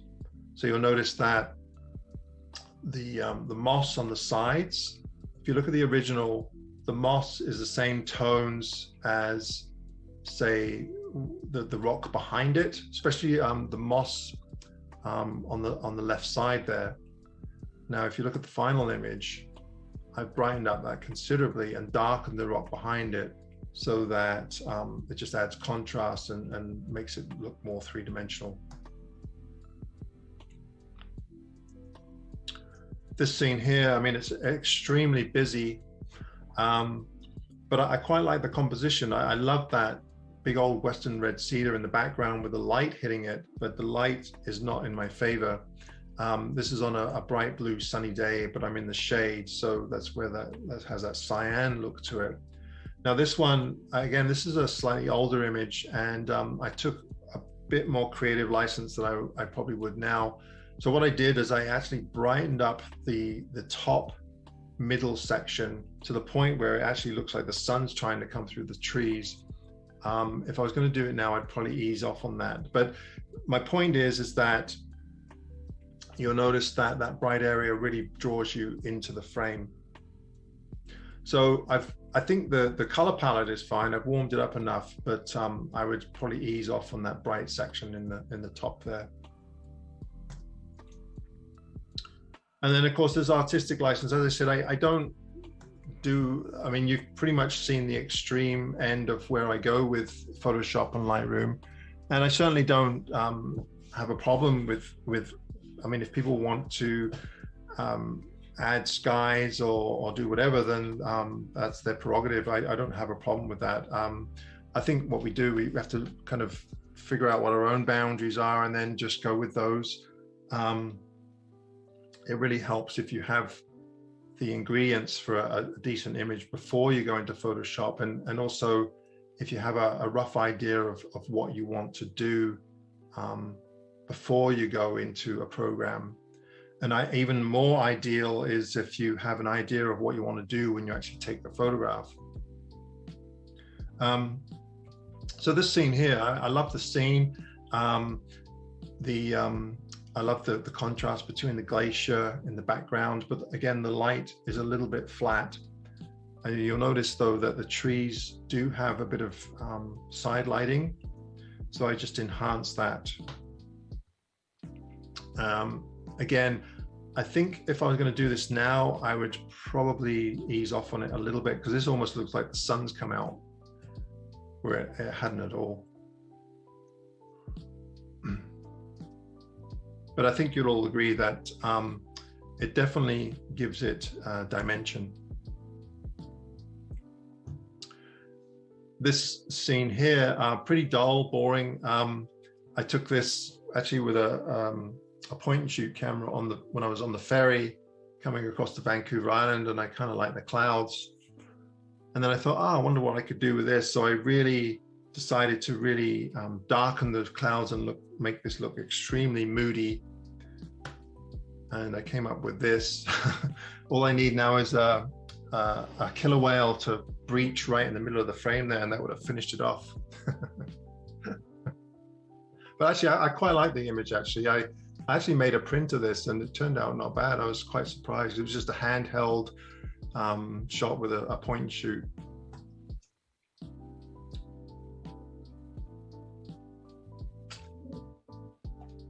This isn't on Vancouver Island. This is in Patagonia, Cerro Torre. Just an amazing light on this thing, but it was still, it wasn't terribly dramatic. I mean, the peaks are definitely dramatic, but the light, how can I put this? The light was dramatic, but it didn't really make for a great photograph. If that makes sense. So what I decided to do, I quite like this image here in a color, but it looks quite a bit better as a black and white. With these peaks, they just look so dramatic and so menacing. I decided to really mood this up and darken it as a black and white. And I came up with this, and it looks scary. It looks like a place I wouldn't want to go. But it certainly makes the light look more dramatic. So I do like black and white. I don't do it as often as I used to, but occasionally I'll come up with a decent black and white. Again, this image here, I just thought would work so much better as a black and white. So I made it into a black and white, and I think it does. I think it works better as a black and white.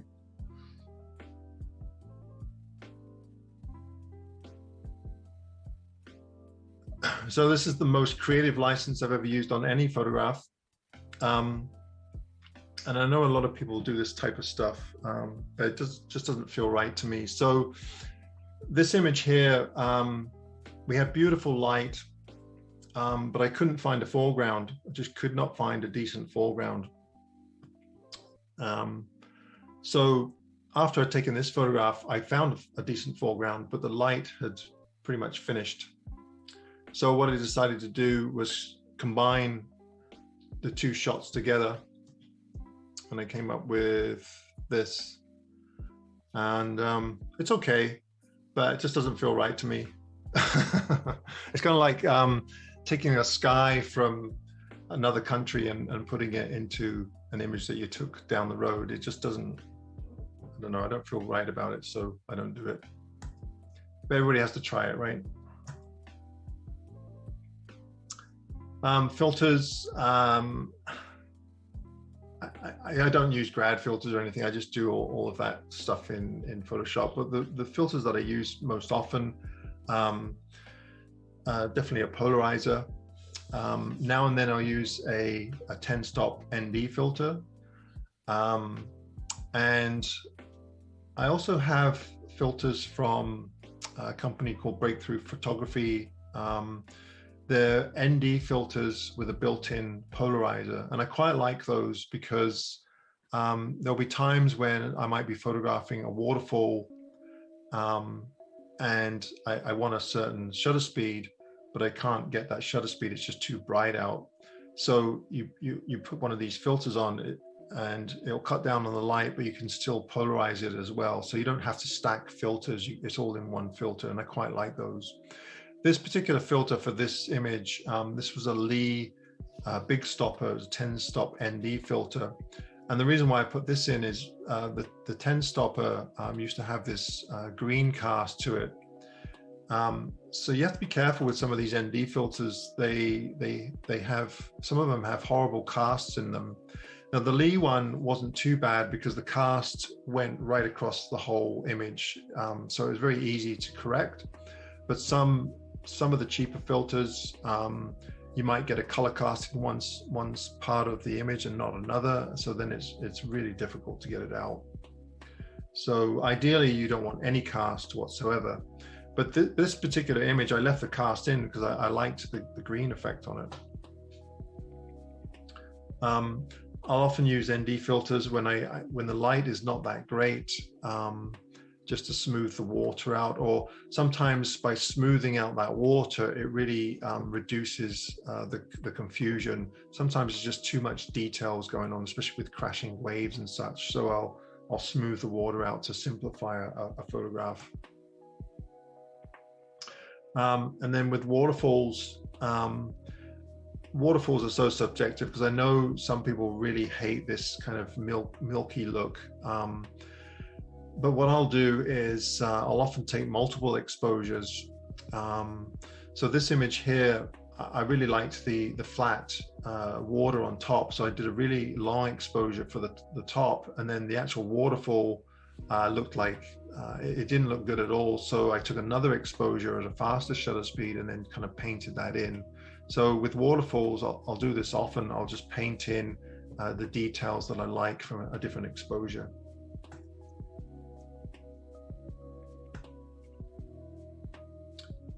Something else that I do now and then, not a lot, but if I have to, you'll come across a situation like this where you might be shooting into the sun and it's really difficult to get rid of lens flare. So I'll take multiple images and actually block the sun out with my hand or a finger, and then combine those images. So this particular image, I really loved the backlighting on these little shrubs, but it was every time the sun would come out and backlight these shrubs, I'd get tons of lens flare.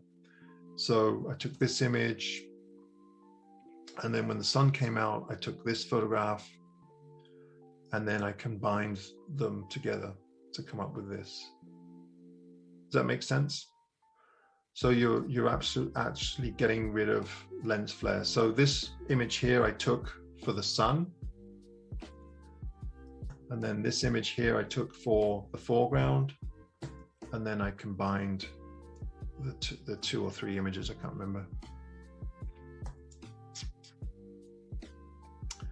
And then this photograph here, as I said, most of my processing is dodging and burning.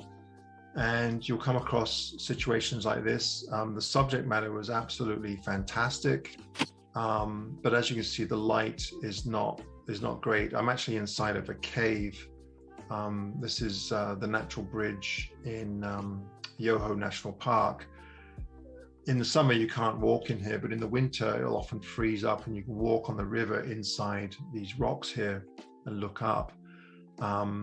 So I did quite a bit of dodging and burning to bring out the textures, and I came up with this.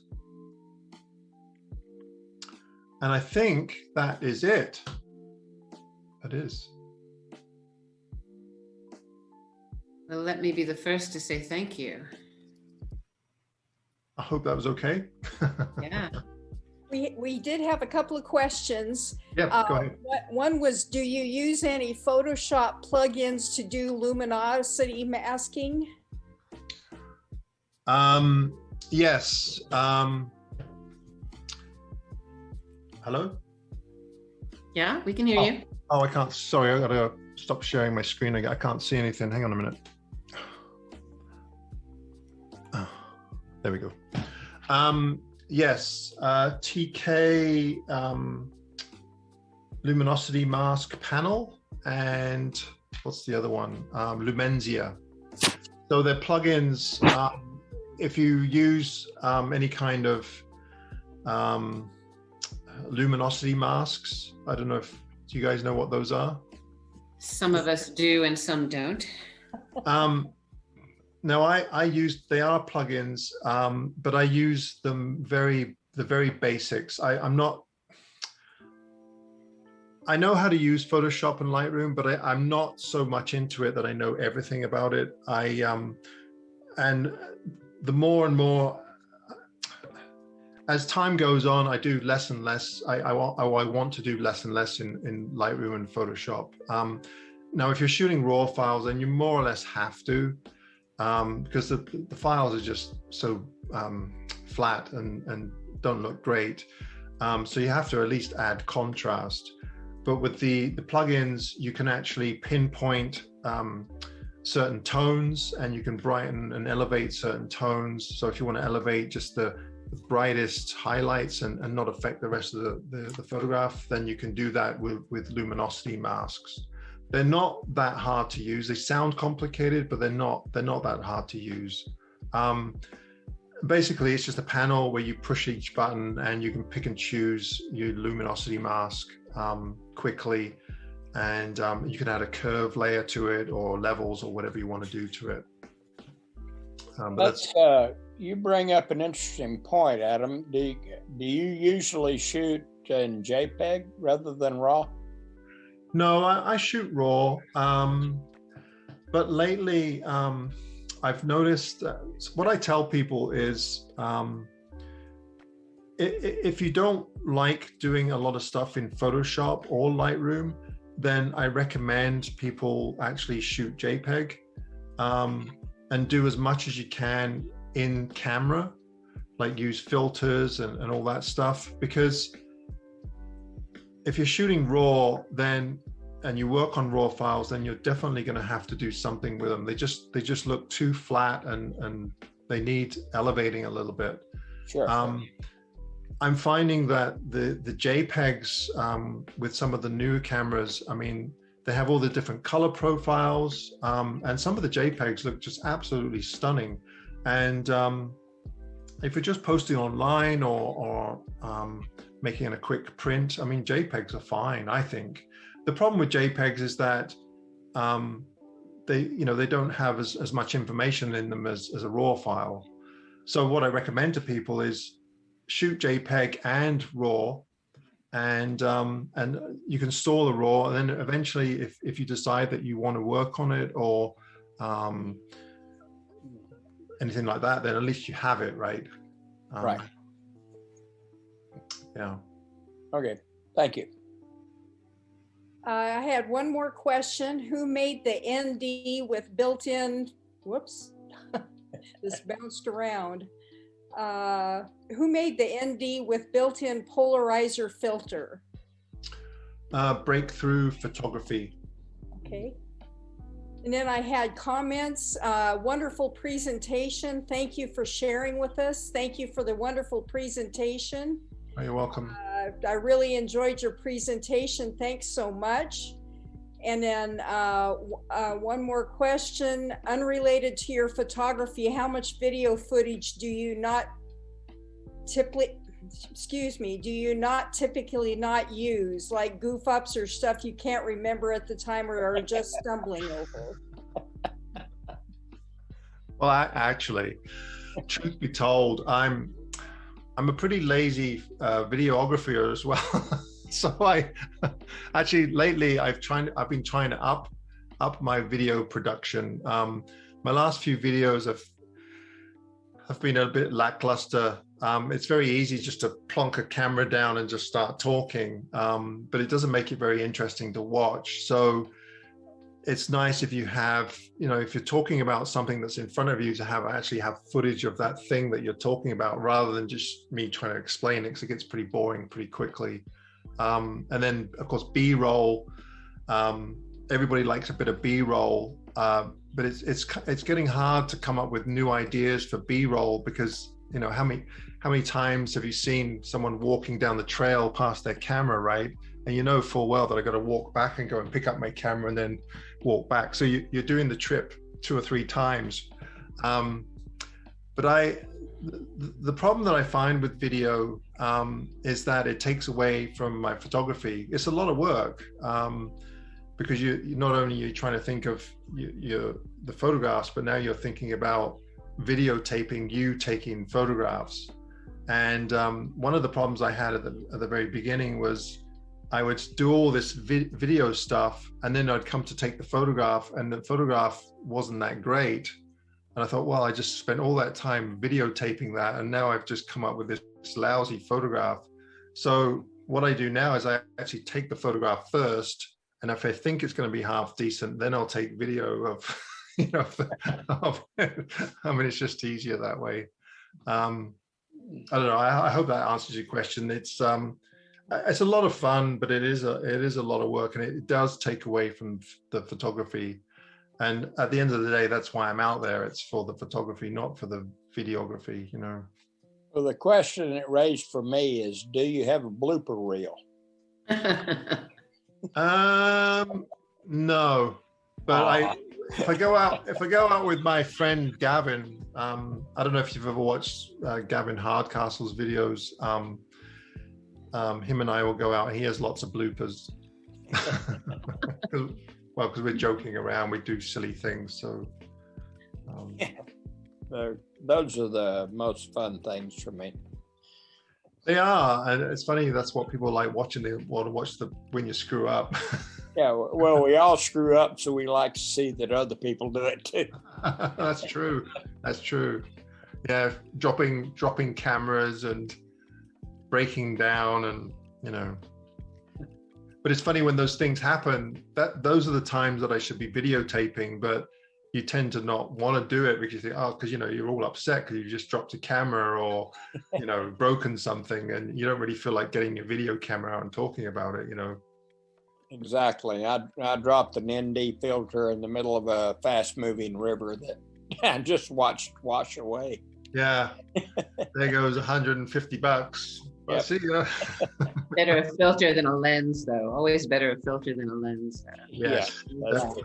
At least that. But it's funny, I mean, I've been photographing for quite a few years now, and I have never broken a camera. Touch wood. Yeah. I dropped a 4x5 once and broke the ground glass on the back, but it just cracked it. And it wasn't my camera. It was I borrowed it off a friend of mine, so that doesn't really count. I counted for your friend. Hey, Adam, speaking of your 4x5, this looking familiar to you? Sorry? Does this look familiar to you? Oh, hang on, I'm in the wrong view. I gotta. Oh, sorry. Where are you? Oh, there we go. Yeah. Yeah, there we go. Yeah. Can you even buy those anymore? Probably in Portland. Oh, your mic's off there, James. Shot 4x5 for a long time also. So Yeah. a lot of fun. Is that a film camera that you're talking about, Jim? Sorry, say that again. Was that a film camera? Yeah, it's 4x5 inch. So we had a speaker from, what was it, Blue Moon Photo Shop? Yeah. Yeah, there's a shop in Portland that only deals with film cameras. Wow. Blue Moon Photography. So it's Blue Sky Gallery, right? And which is a photography gallery, and Blue Moon shop, which only deals with film cameras. Well, I guess there is a bit of a resurge because I think the thing with digital is that I mean, with film photography, there was a whole skill set, and you actually had to learn how to use f-stops and shutter speeds and learn about ISO and all that stuff. But with digital, you don't really have to anymore. I mean, you can just put it on auto and you can actually get a decent shot. I mean, really, you really can. I haven't got to that point yet, but I recommend to people that if you're just getting into photography, the best way to learn about photography is actually to use a film camera. If you really want to learn about the art of photography. If you just want to go out and take photographs and don't care about photography, then just put it on auto. I mean, I hate to say it, but I think P on the camera is for professional, just put it on P for professional and away you go. I mean, even like I said earlier, ISO is getting to the point now where even the ISO doesn't matter anymore. But I think the resurgence is definitely a thing because people really want to get into that art of making images rather than just letting their camera do everything for them, Yeah, So- again, in Portland, I know there are places where you can rent darkroom time. Yeah. I don't know, I think that's from Blue Moon, different organization altogether. Well, So it was I- funny because I still have my 4x5 camera and I have all the stuff for it. I found a couple of hundred sheets of film. But I keep meaning to get it out, but I think, oh God, I got to drag that thing out and they're going to take the film into the lab. And I think my days of using film are over. I'm just not that interested anymore, but I can just definitely see the appeal to it for sure. And it's also taught in schools. I know my, granddaughter is taking photography, or was when there were actual schools last year. And they were doing film and digital. So there definitely is a resurgence in film. Yeah, and also printing. I still really enjoy printing. I've been doing a lot of printing lately, and I really do enjoy printing. So I think ultimately, if you can print your image at the end, that's kind of the ultimate end to a photograph, is to have it in a nice print. You know, the problem with prints is if you're just doing it for yourself, I mean, what do you do with them all? You know, you have all these prints. You can only hang so many on the wall. You know. Yeah, most of us have closets full.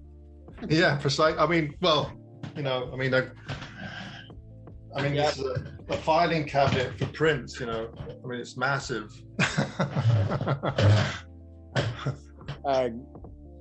Brian Wood, who is the owner of a local print shop, Photovision, told me a few years ago that the millennials think that they have discovered this new thing with film photography.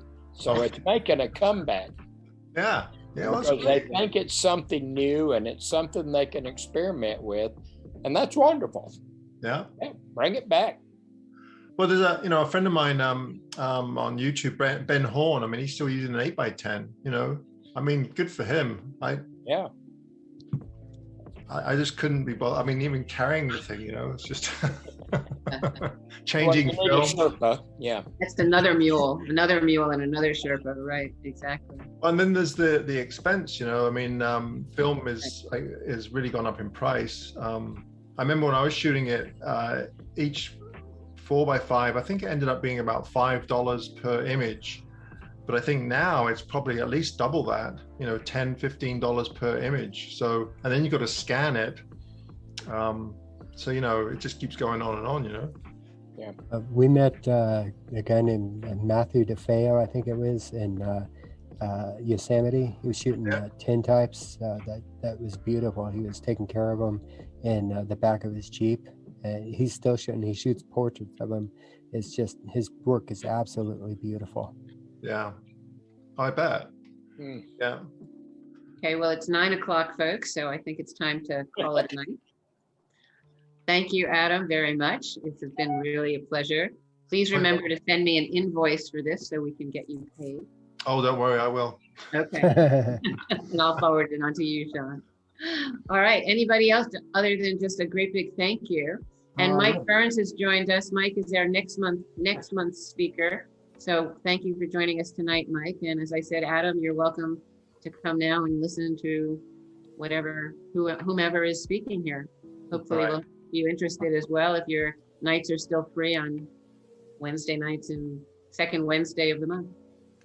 All right. Thank you ever so much, everybody. I appreciate it. Yes, thank you. We appreciate you. And it will be on our YouTube channel. So yeah, don't forget to check out my YouTube channel and leave a rude comment. All right. Thumbs up. We'll see how rude we can be. That's all right. Appreciated. Yeah. Good night. I would like to say something else to before we members go, or before good night, the everyone. Anyone else? Everyone. Yeah, I would And like Mike, to say. thank you for joining us, and we'll see you next month, and I'll see you before that anyway. I would like to say something before the meeting ends. Yep, go ahead. This is, for some of you, you may know my fifth surgery, my brain surgery is next Tuesday. So I'll be out of commission for at least a week. So after that, I'll be looking forward to seeing y'all. I'll be posting, I have my Facebook update page. So Jamie will be keeping that updated most likely. So be looking for that there, and I look forward to seeing you all again after that. Best of luck to you, Matt. We'll be looking forward to seeing you. Right, Matt. Yeah. Take care. All right. All right. Good night, everyone. Thanks for being here. Good to see you all. Yeah. Bye-bye. Hope you enjoyed it all. I hope you all enjoyed this. All right. Take care. Wonderful. Yeah. Okay. I All right. have some questions. Can you guys hear me? Yes. They're just general questions. They're not, first of all, if I want to ask questions, I think there's different Facebook pages for different things. Yes. Well, we already discussed. Right now I'm looking at getting a new laptop, and I wanted some input to make sure it has everything for Photoshop or that kind of stuff. So those kind of questions. I think that could go on the discussion page. Okay. I'm fine with that. I think we are, we've got a lot of pages, but throw it on the discussion page because I think that's the one people look at most. I know there's one page I mainly look at, so maybe that's it. Yeah, I think that would probably be the one. And as far as, Photoshop and Lightroom is what most people use nowadays, right? Well, a lot of people are using, what's the new one that just came out? Is it Luminar? People have switched over to Luminar, I believe, and there's a new Nikon thing that's free that's supposed to be very much like Photoshop. Somebody put it on the discussion page. I think it was Max Ray. I did see a while back. That it was a free download from Nikon that was very similar to Lightroom. So there are some free things as well. I know GIMP is free, but I don't know how to use it. I wouldn't have a clue and couldn't find help for it, so I didn't use that. I subscribe to the monthly Lightroom Photoshop, but probably shouldn't bother because I don't use it that much. I mean, I use it similar to what Adam said, very little, but that's what I use, rudimentary levels. So there are some, but Luminar seems to be the one that's the newest one that people are using instead of Photoshop. And I see a lot of good press about it. Okay. All righty. All right, I gotta go. Okay, we all do. Good night, everyone. Take care and be well. Again, Mike, I'll speak to you soon. Okay. Take care. Good luck, Matt. Bye. Thank you. Bye.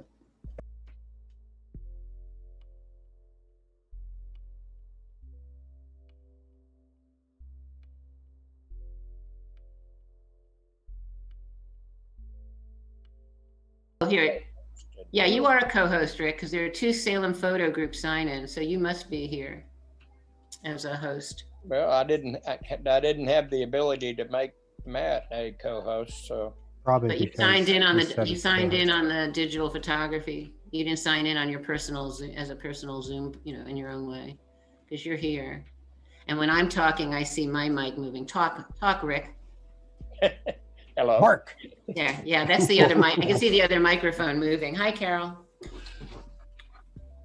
So Matt and Rick are both co-hosts now. Okay. So I got it recording now. Well, you might want to wait a little bit before you start recording. We don't need this unless you can edit all this out. I put this at the end as the banter. Mm-hmm. I got to thinking about that earlier. Oftentimes I cut this off, but it could be fun just to have some banter at the end of the video. It's just Depending where on Now we have to watch what we're saying. All right, hold on. Yeah, I would vote no to the banter. This is where he gets his blackmail material. And welcome, Adam Gibbs. Hello. Good evening. I made it. Yeah, I'm glad I got you the right information, the right day. Got a little confused there the other day. Yeah, it wouldn't be the first time I'd forgotten something and forgotten to show up. We can show up a day early. Adam, you are now a co-host, so we will get you going at whenever, a few more, another 15 minutes or so, but welcome. This Great, is our thanks. socialized chit-chat time. Where are you, by the way? Where am I located? Uh-huh. I live on Vancouver Island. Oh, you do live on, I didn't know if you lived there or just took groups there. Okay. No, we own a house in Vancouver, just outside of Vancouver, but for the past year, I guess, we own a house on Vancouver Island that we used to rent out. And I've been living here for the past year, so I think I'm pretty much going to just stay here. So my mum and dad live right next door, and they're quite elderly, so it's handy, So yeah. Do you know Denby, Hornby and Denman Islands? Yeah, nice places. I lived in Denman years ago when I was a hippie living in my station wagon. Oh yeah. With my dog, and then one of our members is an underwater photographer, and she does diving up there. All right. So some of us know your neck of the woods. Yeah, Denman and Hornby are beautiful, but I wouldn't want to live on the Gulf Islands because, you've already got one ferry to catch. Now you got, Hornby, 2 more ferries. I mean, that's just, yeah. They were a little too small for me to stay at too. I just got a little too claustrophobic. Yeah, I think there's a lot of draft dodgers that live on the Gulf Islands. Yeah. Well, that was about when I was there. I had left my San Francisco commune and driven up with my dog. Shucked oysters to make a living. Yeah, it's quite funny because the Gulf Islands, there's quite the mix of people. You got the hippies and the kind of artist types, and then you've got the people that are retired. They made their nest egg and they built their dream home, and then they have the helicopter pad in the back, and so it's quite a it's quite a diverse group. Interesting demographics. Yeah. Good evening, Dan. Good evening, Kathy. Welcome, Kathy. Welcome, Dan. Hi. Even though it says Hello. Emily. Should we change your name from Emily to Dan, Oh, if you'd like? Is there something Sure. you'd like to tell us, Dan? no. My daughter. Rename. So we're going to rename you Dan. Okay. There you go. Just so if somebody wants to say something, they won't talk to Emily. Although Emily is a lovely name. Well, Adam, I'm really excited to see your presentation tonight. I've been following you on YouTube for quite a while, Oh, great, thanks. I'm really pleased that we're having you tonight. Great, thanks very much. You're welcome. Yeah, I think enjoy your videos a lot. If Envious, I can't get out and do a lot of the stuff you do, but I don't think a lot of people right now can't get out and do the stuff anybody wants to do. but I physically can't get out and do Oh, I the things see. you do. There's, but I certainly enjoy vicariously watching you. Oh, So thanks for doing them all. Oh, that's okay. That's my pleasure. And I'm going to say to Catherine's benefit, she certainly gets to pretty amazing places in her car and vehicle and gets close to pretty amazing places. I'm So- pretty much a car shooter. I can't She's not drive that there. limited. It's- She's not as limited as she's making out she is. We're gonna Okay. blow that. Well, bubble. I do think, one thing about the United States over Canada is that you have access to a lot more places than what we do, probably because of the amount of people, in the States, like the national parks, their whole, there's, you can't get everywhere, obviously, but they've set them up in such a way that even with people with disabilities or have a hard time getting around can at least go and visit some of the really nice spots, Whereas in Canada, even on the island here, you have to go up logging roads and hike into the woods, and there isn't a lot of access to places other than perhaps the bigger national parks, but even then they're pretty limited, So I guess that's one good thing for you guys is that, if you do have a bit of mobility problems, at least you can get around a bit and go and see some really good stuff, And here in Oregon, there's lots of good stuff to get around to. Yes. I've only been here a few years, so I haven't been around a lot, but it's really amazing. Yeah. It's funny, I used to come down to the States a lot, but I haven't been for the last year I went down with a few other guys, but that's about it. I used to go to the Olympics a lot. I used to love it down there. But then I started thinking, well, I should really start trying to photograph my own country, and because there's a lot of areas here that haven't really been photographed. And what I'm finding is a lot of areas in the States, there's so many photographers now that after a while you start to repeat yourself, especially when you're like me, when you're looking online all the time at people's photographs. So there's just so many images that are the same, and you get a bit kind of, I don't know what the word is, jaded, you see these fantastic shots, but they're kind of like, it's just the same old. So, It's true. I was looking at some people who had done Oregon workshops, different workshop leaders to the Oregon coast, and they're all there at the same time, and they've all got the same lighthouse, and they've all got beautiful pictures, but it's exactly. And it's a shame because it's not that it's not a great image, and but it takes away a little bit when you've seen so many of the same areas. but what I'm finding up here is that, we do have some spectacular country up here, but it's, like I said, it's a little bit harder to get to. And because the distances are so far, if you want to get into a really cool mountainous area, then you have to fly in or hike for days. It's not an easy trip to do, and it ends up being quite expensive just to go somewhere a little bit different. Yeah. Are you planning to do some workshops again this year? Are you hoping to get back to I haven't decided. I probably won't be doing anything until the fall. I have a trip to Greenland planned for September. That is a workshop, but I'm not sure if it'll go or not. I guess it all depends on how quickly we get vaccines and all that stuff, and what the travel regulations will be up in Canada. We're a bit slower getting vaccines up here, so nobody seems to know what's going on, So I don't know. I think there'll probably be travel restrictions from the airlines, whether if you don't have a vaccine, then it's a no-go. That's what I'm planning on. Whether that'll be true or not, I don't know. I don't know if you're interested, but a number of us have at least had our first shots here. Yeah. So we're making progress. Our seniors are just starting to get theirs. Like I said, my mum and dad are in their 80s and they haven't had theirs yet. And my dad has breathing issues. So they've just opened it up now. But, as far as I'm concerned, I probably won't get one until July or August. Wow. Yeah. So. Ouch. Yeah. Yeah. We're months ahead of you here. Sounds like. Well, there's no one in Canada that produces the vaccine, so we have to get it from the United States or the UK, and of course, everybody in the United States is dealing with their own citizens first. No, I don't blame them. Yeah. I was talking to a friend in Nicaragua, and they're getting vaccines from Russia and India.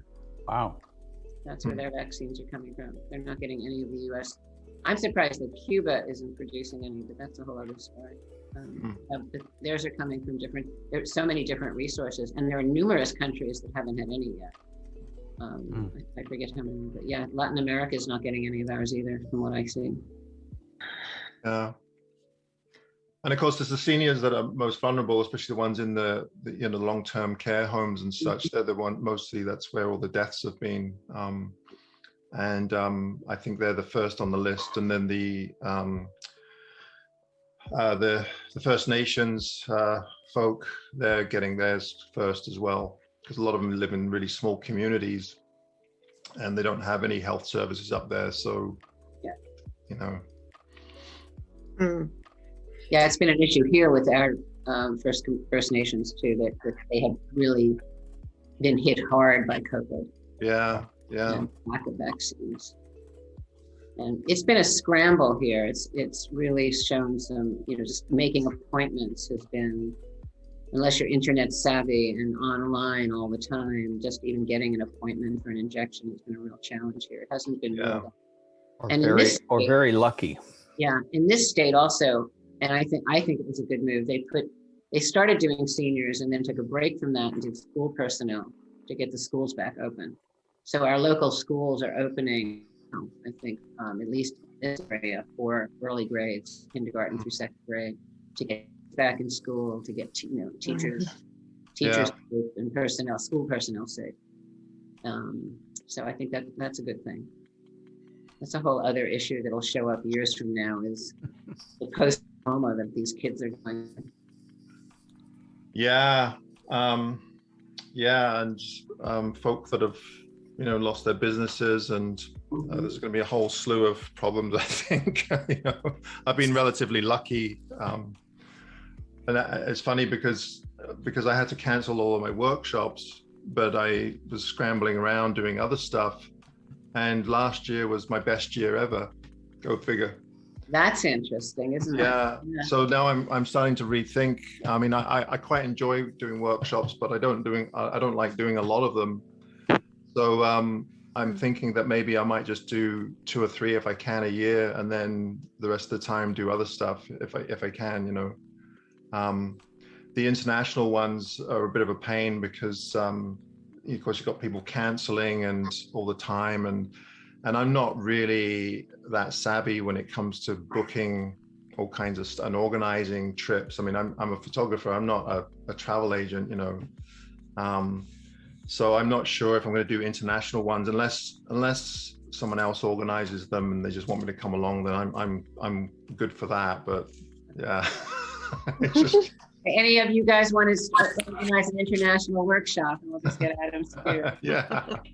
Salem Digital Photography goes international. Yeah, somewhere really cool where I've never been before. Internationally. Okay, let's see.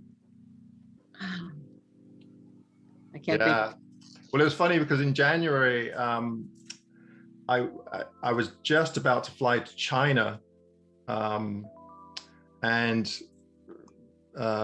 actually the woman that I was doing the workshop with, she was already out there. She'd flown out a couple of days earlier, and then of course all the participants were kind of emailing me and go, well, there's this COVID thing, you know. I mean, and I said, no, it's just a flu, you know, don't worry about it. Anyway, we canceled it, obviously. And I'm thinking back, it was probably a good job we did cancel it, because otherwise it would probably still be in China. Gosh. Yeah. Go to the Wuhan market and see what's going on. Yeah, we would have been stuck in the Gobi deserts, eating camels or something, I don't know. Whole other experience. Brett, are you there? We see an image of yours, but you're not on, you're muted. Yeah, I'm here. Okay, Rick's here. What about Brett? I see Brett. Max. So when are you guys going to start meeting up again in person at the clubhouse? Good question. Yeah. I think it'll be a while yet. I think it'll be a while. We got to buy a clubhouse first. Yeah, right. Yeah. You know, in like a scout hall or something like that, or? Our governor said that there is a possibility that we will have enough vaccine for everybody in the state by April 21st. All right. Wow. So 2 weeks out from there, if everybody gets their second vaccine by that date, then it's from there. That's assuming everybody. I mean, there are also people who don't want to be vaccinated, so that will be a whole other issue. How we deal with individuals who may, and is it a privacy issue? Does anyone have to say whether they've been vaccinated or not? And yes, how will that impact meetings? In a closed building in our club, they will have to show their card. Okay, so we are doing that as a club. All right, yeah. My niece does roller derby, and that's a big issue because it's a contact sport. And can they mandate that everybody be vaccinated? And in this country, everything's been such a hot issue. The truth is that the board has not yet made a policy, and anyone who says there is a policy is getting ahead of themselves. Okay, now, Rick. at our next, well, it's the truth. At our next organizers meeting, I expect this to be a topic of conversation. Yeah, put it on the agenda, Rick. There you go. Sounds like a hot topic. Maybe. Yeah, it will be. And what I'm hoping we do is have a mix of that people who want to meet in person will be able to, but will also be able to participate by Zoom at the same meetings. Okay, let me clarify. If it's not a rule, I won't be at the meeting. Yes, I think some, we'll see if we can, having speakers such as yourself, Adam, is great because we're on Zoom. It's, we couldn't have you if we were saying, hey, come on down to Salem, Oregon. We can, take you out. I'd love to come down to Salem. Well, please do then. Anytime you're here, you're welcome at whatever kind of meeting we're having. I think I was down in Salem. I think we can offer you dinner if you show up. I think we have enough to do that. Even if it's homemade, I can offer you dinner anyway. Homemade's better, that's for sure. There you go. Yeah, I've done a lot of good cooking this year. I bet. It's become a new hobby, more so than ever. We renamed I live in an apartment. Most people live in houses, but I'm a city person. I'm originally from New York, so I'm very comfortable in apartments. But we renamed it. We renamed it the Stay In Bistro and Spa. So we haven't been stuck at home at all. We've been in this bistro and spa all year. So it's very different. So The cooking's been quite good, actually. Hi, Mary. Hey, Madeline, how are you? How's everybody?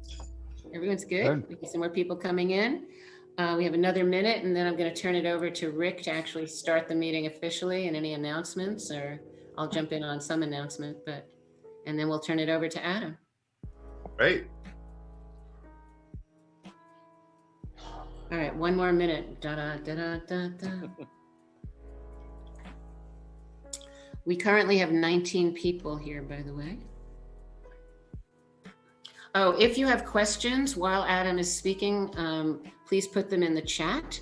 And Adam, if you would take sort of natural breaks when you're presenting, we can then read you or have people to ask you their questions or comments as we go along, if that works for you. Yeah, sure. Or that's if you want to be interrupted, we can always just interrupt you. We can. Yeah, that's fine as well, because sometimes I do rabbit on a bit. I just keep going on and Right. Zoom's kind of funny because you can't. Sometimes you obviously can't hear anybody, you can't see anybody, and you feel like you're talking to yourself. You're sitting there. Hello, is anybody there? Yeah. Well, people, if you then just unmute yourselves and ask, or raise your hand and just